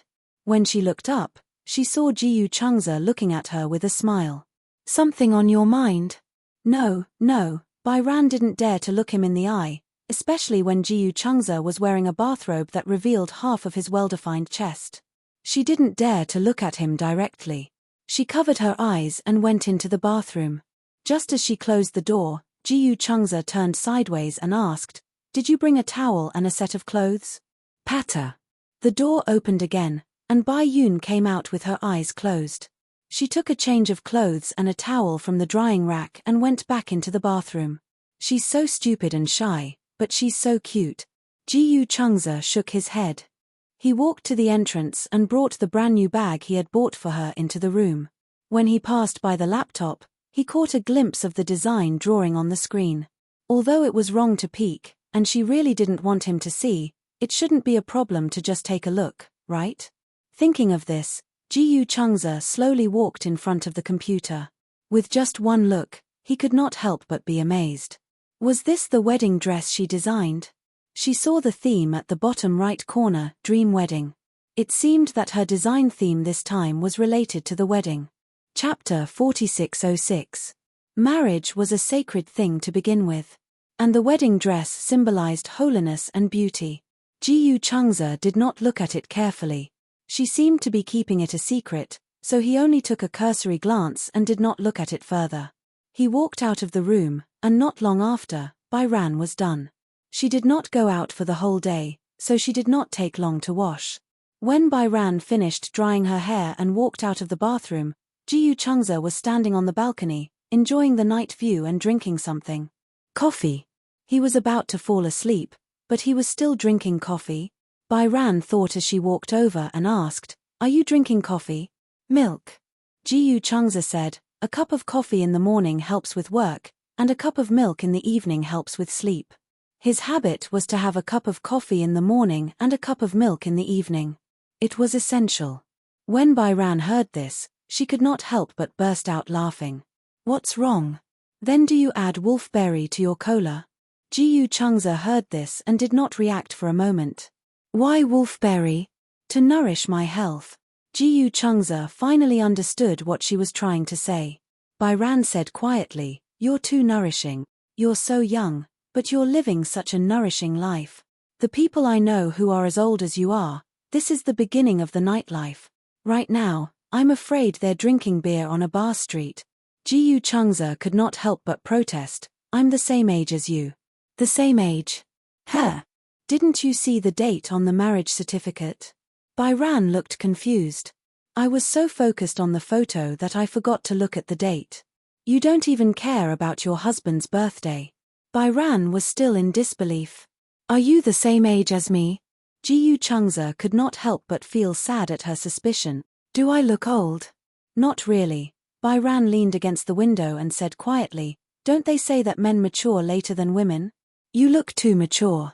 "I'm not talking about your looks. I'm talking about your temperament and the way you conduct yourself. You always give people the feeling that you're old. Acting like an old man." Ji-Yu Chungza's gaze could not help but drift away. He was brought up by Ji-Yu Jinglian. Ji-Yu Jinglian always spoke like an old man, and as he followed him, the way he spoke gradually became more mature. "Maybe it's because of Dad's influence." "Is your father very mature?" "No." Ji-Yu Chungza replied in all seriousness, "He's already very old." Bai Ziyi was speechless. Far away in the Ji-Yu family's residence, Ji-Yu Jinglian was practicing calligraphy when he suddenly sneezed violently. The last stroke was suddenly crooked, ruining the entire painting. Why did he sneeze for no reason? Was someone talking bad about him behind his back? "You should be the same age as me this year." "How old is your father?" "Around 40. What about 40-something?" "I don't remember the details." Ji-Yu Chungza often forgot his own birthday. Byran suddenly became curious. "What kind of person is your father?" At the mention of Ji-Yu Jinglian, Ji-Yu Chungza suddenly looked disgusted. "He's a very fierce person." "Fierce?" The image of a middle-aged version of Ji-Yu Chungza bearing his fangs and brandishing his claws instantly appeared in Byran's mind. Chapter 4607. Then, Byran was even more curious now. "Does your father look like you? Is he as good-looking as you?" Ji-Yu Chungza thought for a while and suddenly looked a little uneasy. Byran saw this and was a little surprised. "What's wrong? I feel like I'm the least attractive one in my family." "Phut." Byran almost spat out a mouthful of blood. She was really agitated. Oh my God. In her eyes, Ji-Yu Chungza was already one of the most handsome men in the world. At least, she had never seen a man more handsome than Ji-Yu Chungza since she was young, including on television. Yet, Ji-Yu Chungza said that his looks were the worst in the Ji-Yu family. "You mean, you're the ugliest in your family?" "No." Ji-Yu Chungza crossed his arms. My brother is not as handsome as me. He's below me. The brother he was talking about was Jiyu Linshi. However, this point was debatable. At home, Chu Ho thought that Jiyu Linshi was more handsome than Jiyu Changza, but Jiyu Changza thought that he was more handsome than Jiyu Linshi. Bai Ran was very curious about his family. It's late. Go to bed early. Jiyu Changza finished his milk and urged her to go back to her room to rest. The next day, Bai Ran had the habit of waking up early. After brushing her teeth, she realized that there was an elliptical machine on the balcony. The elliptical machine was used for fitness. It was a type of aerobic exercise. Among all the fitness machines, the elliptical machine was the one that caused the least damage to the knees. She did some preparatory exercises and exercised on the elliptical machine for a while. Early in the morning, exercise was the beginning of a day full of energy. Bai Ran had the habit of running in the morning. However, with the elliptical machine, she could finish her morning exercise on the balcony. Jiyu Changza woke up later than her.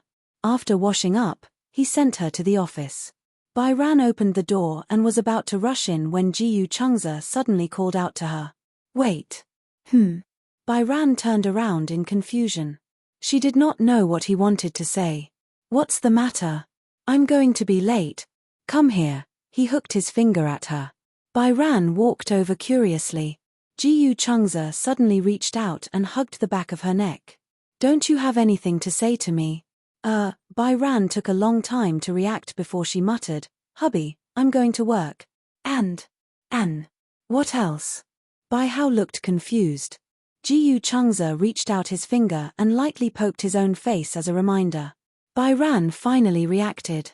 After hesitating for a long time, Jiyu Changza couldn't help but say, if you delay any longer, you will be late. Oh. Bai Yu leaned over and kissed him gently on the cheek. Then, he turned around and ran away. Hearing this, Jiyu Changza smiled and drove away in his phaeton. A few colleagues who were standing at the entrance of the company witnessed everything. They saw Bai Ran getting out of a phaeton and kissing the man again. The two of them seemed to be very intimate. What was the relationship between the two of them? All of a sudden, speculations about whether Bai Ran was in a relationship quickly spread throughout the morning meeting. Ever since Bai Ran entered the company, he had gained some fame. Other than being one of the best among the newcomers, her strength and design skills were outstanding, and because of her extraordinary temperament and appearance, she had attracted the attention of many male colleagues. Chapter 4608. All the male colleagues in the department believed her words. It was understandable that a student who had just graduated had not experienced the first awakening of love. Moreover, Bai Ran looked like an innocent little girl. Everyone secretly expressed their goodwill and waited for Bai Ran to change her mind. In the end, the news from this morning's meeting shocked many of the male compatriots who were secretly in love with Bai Ran. They all went to Bai Ran to verify it. Finally, Bai Ran could not resist the questions and said to her colleagues, I'm married. What? Today's doubts were like a stormy sea. Many male colleagues could not believe it. The female colleagues expressed their disdain. A female colleague sitting next to her said disapprovingly, weren't you still single a while ago? Well, I think it's a flash marriage between him and me. We just registered our marriage. Flash marriage. Everyone in the department was greatly affected by this. Many colleagues who had seen Jiyu Changza with their own eyes started to gossip. I saw it this morning. Bai Ran's husband is really handsome. He's so popular on TV. Not only is he handsome, but most importantly, he's so gentle to Bai Ran. These were all words of envy that had no ill intentions.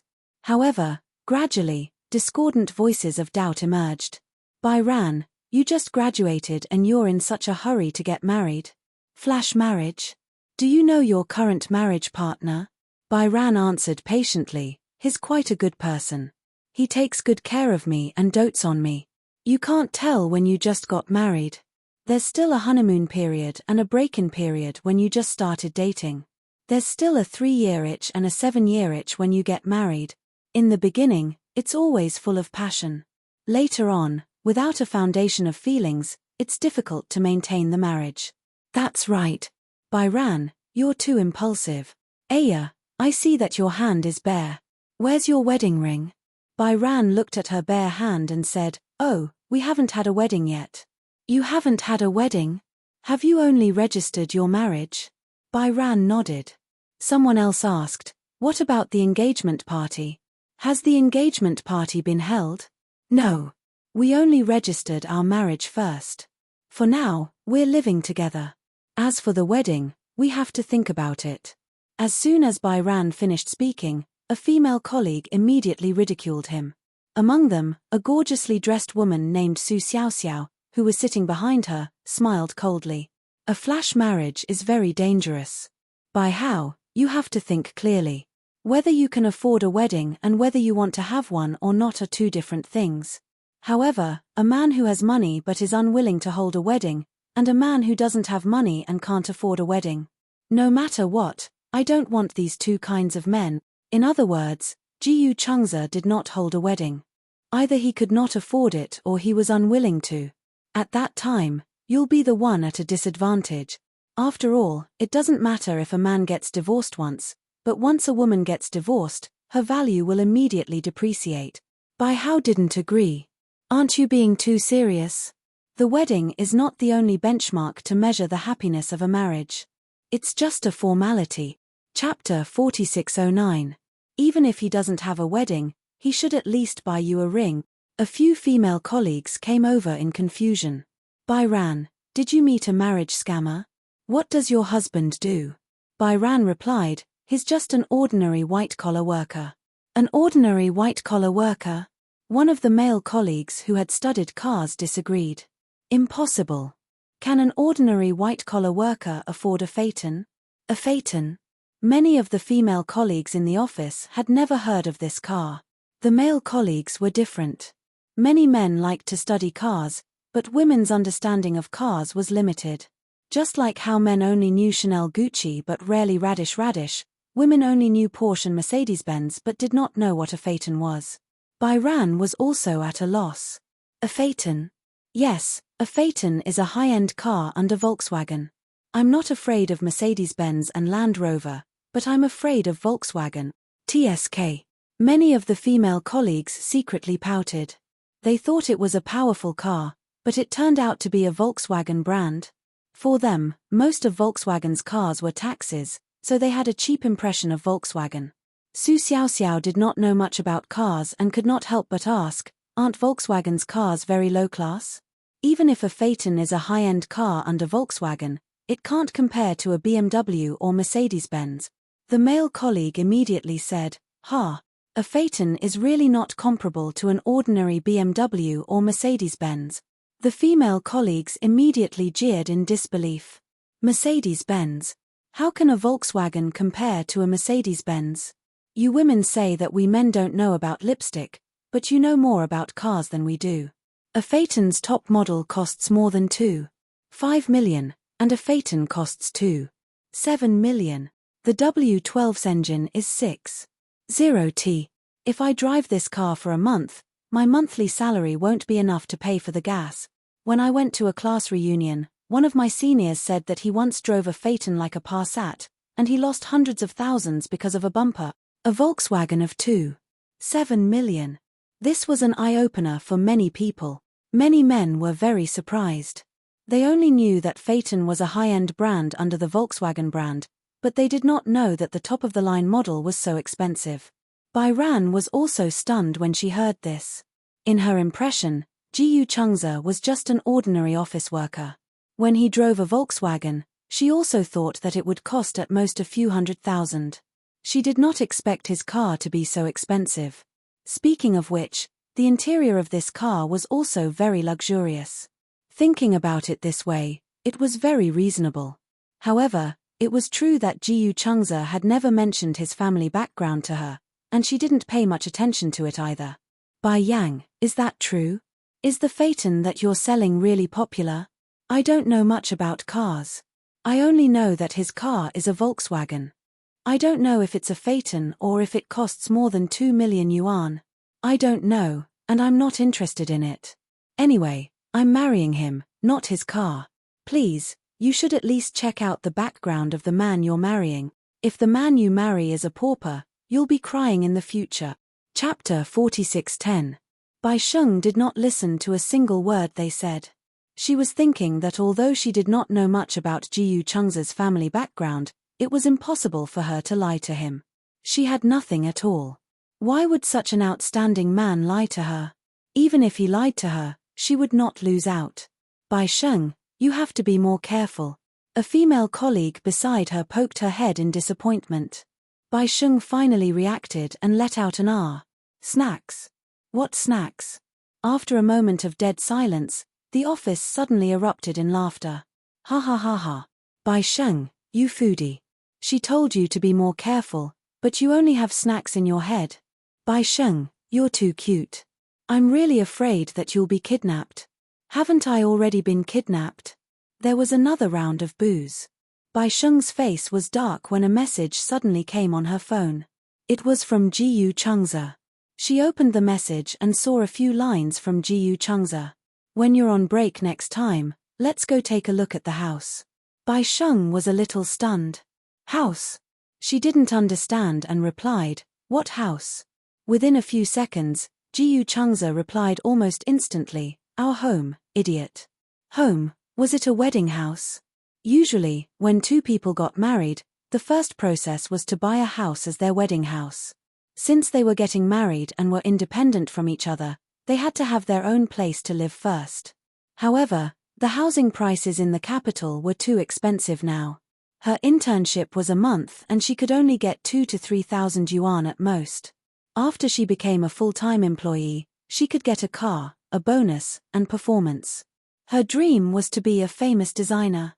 However, in such a company, there was no room for her to use her abilities. Her dream had become wishful thinking. It was difficult for ordinary designers to survive.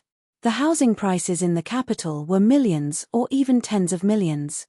She replied, I don't have much money on me. I can't afford much. As soon as the message was sent, she was a little disappointed. She felt that she did not do anything. This time, Jiyu Cheng's reply was simpler. I do. Bai Sheng's heart skipped a beat. What's the budget? There's no budget. It mainly depends on the quality of the house. Look at the new buildings online first and do your homework in advance. After handing in the design draft, Bai Sheng had nothing to do, so he searched for real estate on the internet. Recently, there were many new properties. Among them, there were 3 that had the best reputation. One was Shengyu's Spring River Heavenly Seal, another was Heng Yuan's Linxing first-grade restaurant, and the last one was Borna's Seine River Garden. It was Bai Sheng's first time looking at a house, so he was dazzled by all the introductions. At the side, a few colleagues saw Bai Sheng browsing the web and went over curiously. They saw that she was actually looking at houses. Bai Sheng, are you planning to buy a house? Spring River Heavenly Seal? I heard that this building is very expensive. Bai Sheng was confused. Didn't you say that it hasn't opened yet? It just so happens that it opens this Saturday. I plan to go to the sales office to take a look. His colleagues were shocked. Are you really going to buy it? Bai Sheng said truthfully, my husband said he wanted to buy a house, so I did my homework first. My aunt is one of the higher-ups in the Spring River Heavenly Seal. She said that this house is worth at least 200,000 yuan per square meter. 200,000. It was so scary. The surrounding colleagues were also in disbelief. So expensive? Chapter 46:11. Bai Sheng was a little worried. It was so expensive. Did he really want to buy it? Bai Sheng, you have to be careful about buying a house. At the side, a female colleague in her 30s advised her, don't be used by others so easily. What's wrong? The female colleague said, I finally understand now. When it comes to buying a house, you have to be clear-headed. A few years ago, the price of houses was going to increase. My husband and my mother-in-law discussed it and decided to buy a house. When I heard that it was good to buy a house, I agreed. My husband is a local and has a house, but it's an old and small house. He sold it to make up for the down payment. But guess what happened when he bought the house? Everyone looked at each other. The female colleague said angrily, my husband asked me to write my mother-in-law's name. At first, I didn't understand, So I asked him what he meant. He said that the money for the down payment was from my mother-in-law selling her old house, so it was only right for the house to be written in their name. I can only blame myself for being muddle-headed. At that time, I actually thought that what he said made sense, so I acquiesced. However, since this house is written in my mother-in-law's name, they should be the ones paying for it. In the end, right after I gave birth, I had to go back to work immediately and pay off their loan. In the end, this house wasn't mine. Now, I'm being led by the nose by my mother-in-law's family. The more the woman spoke, the angrier she became. Her eyes were red. It was obvious that her words of consolation were from the bottom of her heart. The housing prices in Beijing are so high now. The pressure of paying off the loan every month is not small. Some men marry a wife and don't have a share of the house, but they are clamoring to pay off the loan. Most importantly, in the end, when the loan is almost paid off, the man has an affair. In the end, the one who leaves with nothing is the woman. What bad luck. There was suddenly a wave of resentment in the office. Many of the colleagues were married, and they couldn't help but complain about the unfairness of their in-laws. The more Bai Sheng listened, the more depressed she felt. She didn't like to be in contact with such negative energy. It wasn't that she didn't have empathy, but she couldn't understand why she didn't live a good life and went to the garbage dump to find her husband. Bai Sheng, you have to be careful. If the man asks you to take the loan, don't do it. Bai Hao smiled but didn't say anything. In the afternoon, when Bai Ran was about to get off work, he saw a phaeton parked in the parking lot of the company when he walked to the gate of the company to check in. She didn't recognize the car, but she remembered the license plate number. Bai Ran walked towards the car. Jiyu Changze pushed the door open and got out. He leaned against the car and smiled. Let's go. Bai Yang replied with a hum and went around to the passenger door. At the entrance of the company, a few colleagues were also going downstairs to clock in and get ready to go home. When they saw Bai Ran get into a car, and when they saw Jiyu Changze get into the same car as her, they felt terrible. That man is so handsome. That's Bai Ran's husband. It's really a phaeton. This man's family owns a mine. Did you see the license plate of his car? Beijing A66666. This license plate is even more expensive than this car. A female colleague sneered, "Ha. I think her husband might be a chauffeur. He's the chauffeur of a big boss, driving his boss's car out for a grand occasion." Chapter 46:12. That's right.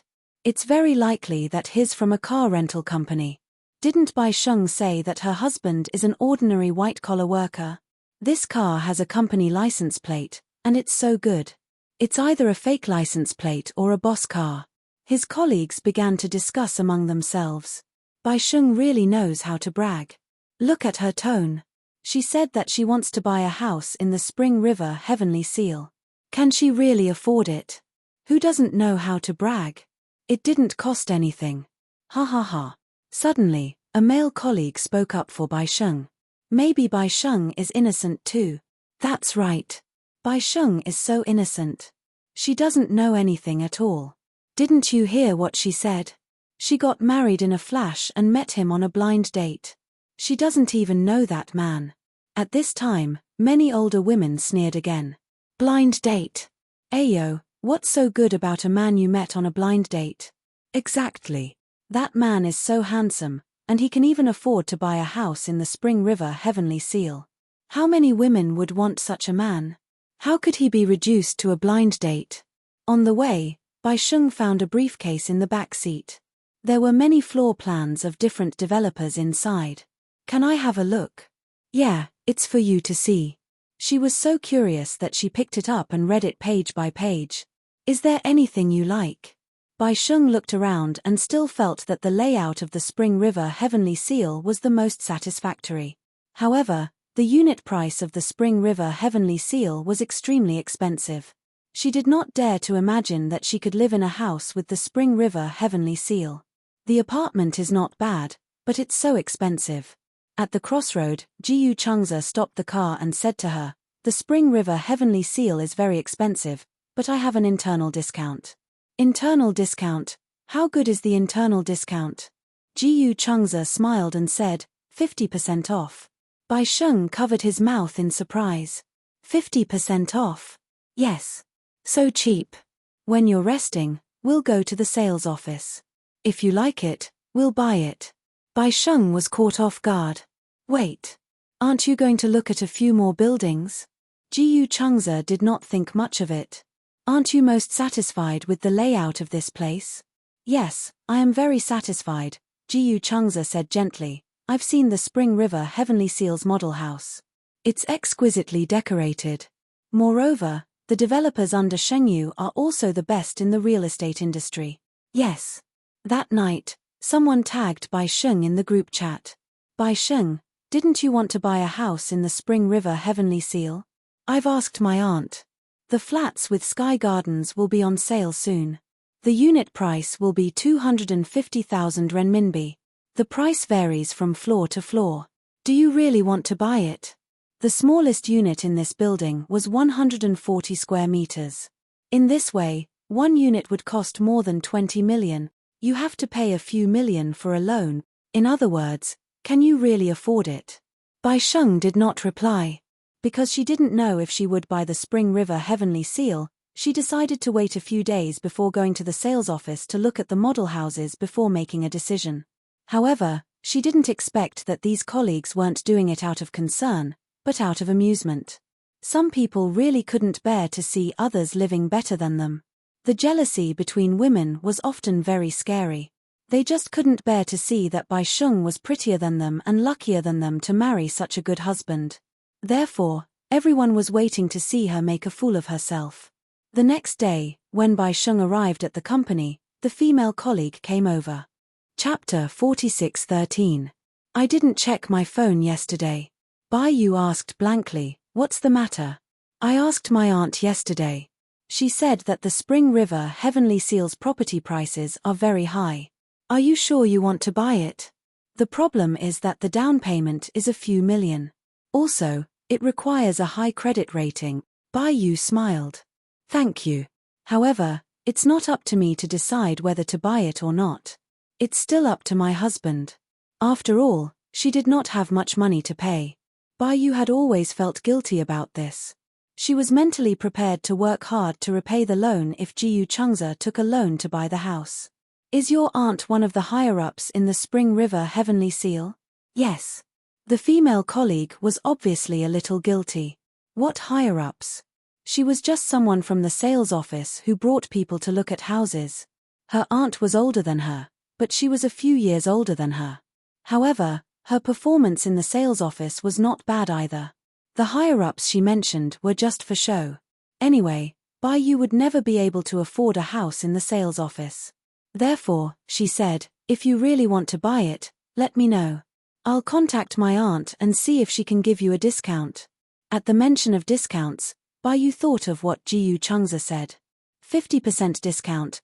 Can your aunt give us a discount of less than 50%? For a moment, the entire office was dead silent. Everyone looked at her in surprise. After a while, the office erupted in laughter. Ha ha ha ha. 50% discount. Where can you buy a house with a 50% discount? And it's a house in the Spring River Heavenly Seal.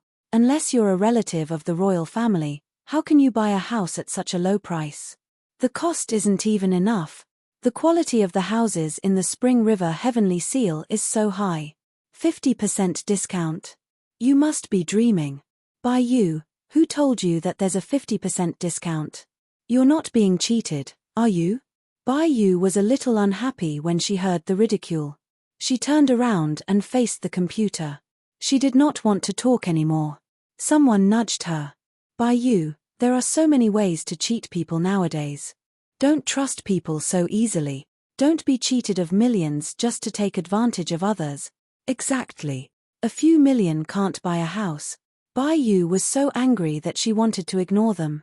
Jiyu Changze would not lie to her, and there was no reason for him to do so. If he said that it was a house with a 50% discount, he must have some connections. Shengyu Building. In the president's office. Jiyu Changze walked to the door of the office. His assistant was standing by the door. When he saw him, he immediately nodded respectfully. Hello, Mr. Jiyu. President has been waiting for you for a long time. As the assistant spoke, he opened the door for him. Jiyu Changze walked in and immediately saw the name tag on the desk. Yun Tianyu. The current Shengyu had already undergone a change of dynasty. Shengyu's former boss, Mu Yaja, was also the company's chairman. When Yun Tianyu was 20 years old, he passed the position to him and traveled the world with Yun Shusha. Yun Tianyu was currently in charge of the Royal Academy. Initially, the board of directors was skeptical of Yun Tianyu's ascension to the CEO's position, but little did they know that handling Shengyu Financial Group's matters was child's play to him. To him, Shengyu was just a supervisor. There are 2 young masters in the Mu family. Even if the throne is passed down, shouldn't it be the eldest son's turn to ascend the throne? Chapter 46:14. The office desk was neat and tidy, but there was no one in sight. Jiyu Changze scanned his surroundings and saw a man in a black shirt mixing coffee in front of the wine cabinet. He walked over and could smell the aroma of the coffee even from afar. His favorite beverage was cola since he was young. Now, as he grew up, his favorite cola had been replaced by coffee. Hearing footsteps behind him, Yun Tianyu slowly turned around. His thin lips curled into a smile as his gaze landed on the man. "What brings you here today?" Just as he turned around, a handsome face came into view. It was said that sons took after their mother in terms of looks. This was indeed the case when they were young. However, as they grew up, Yun Tianyu and Mu Chen's looks gradually changed. When they were young, it was impossible to tell who was who when they stood next to each other. If one did not look at their height and only looked at their appearance, one would not be able to tell the difference. The children's bone structure was extremely similar. However, as they grew up, their appearance changed.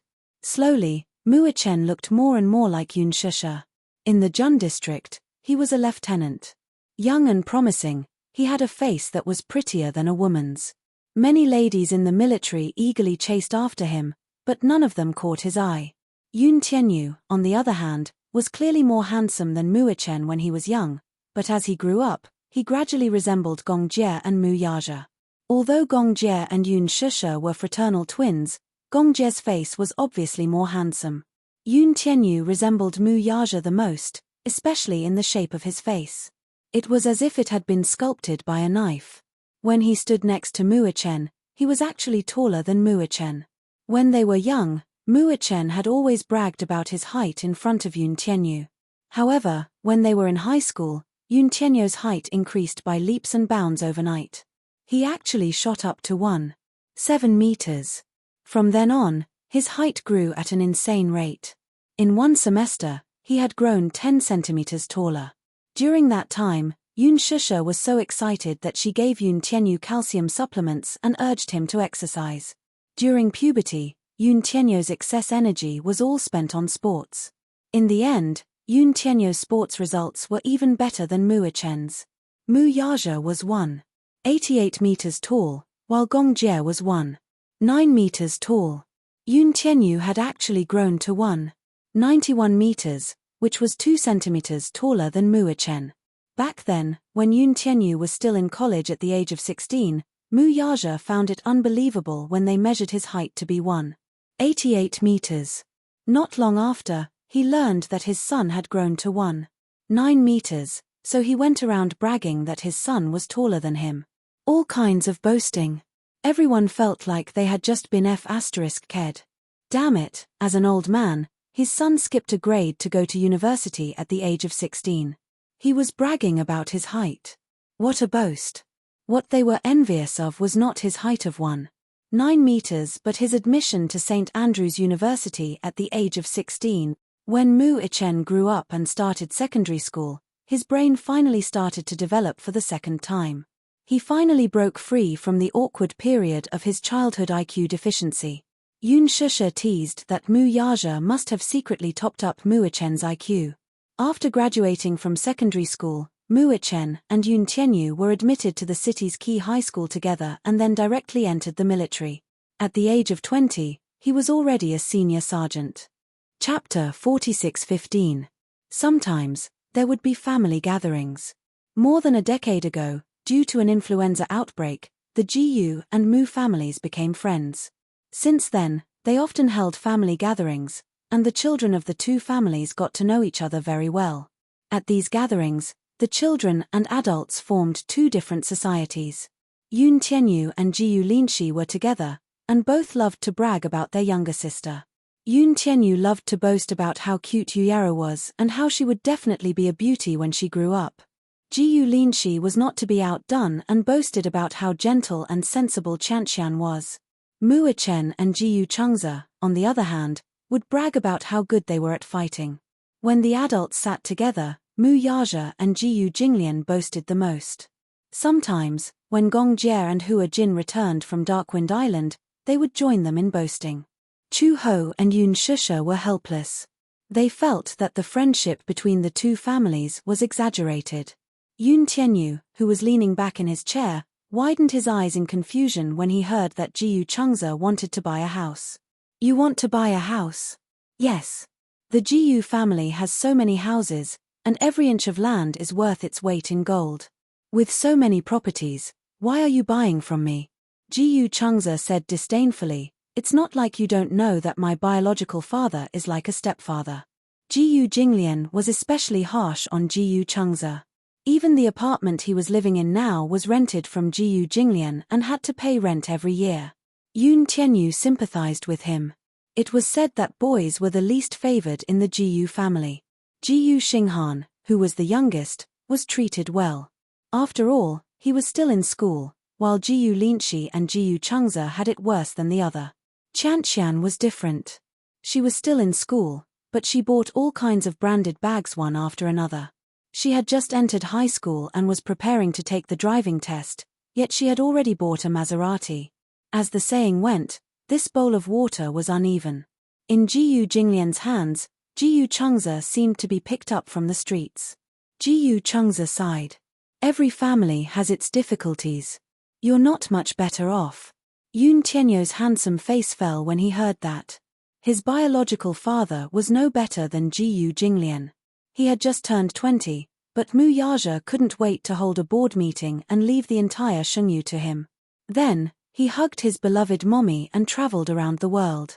This was what the two of them had agreed on. When he grew up, the company would be handed over to him. Afterwards, Yun Shusha also retired from the entertainment industry and the two of them traveled around the world together. When Yun Tianyu protested, Mu Yaja said cheekily, if you're not convinced, then hurry up and get married. Give birth to a son as smart as you to take over, and then you'll be free. Even though he appeared to be indignant on the surface, he did not complain at all. He knew that his daddy had doted on his mommy for 20 years. Mommy said that if she wanted a love that would never change, Daddy really doted on her for 20 years. What touched him the most was that, 2 years ago, when his mother attended a class reunion, a woman in her 40s, who was of the same age as her, looked extremely old. They also used high-end skincare products to maintain their faces, but no matter how one looked at them, they still looked old. Mommy was different. It was as if she had eaten preservatives. Her face was so tender that it did not change at all. It was not entirely true that there were no changes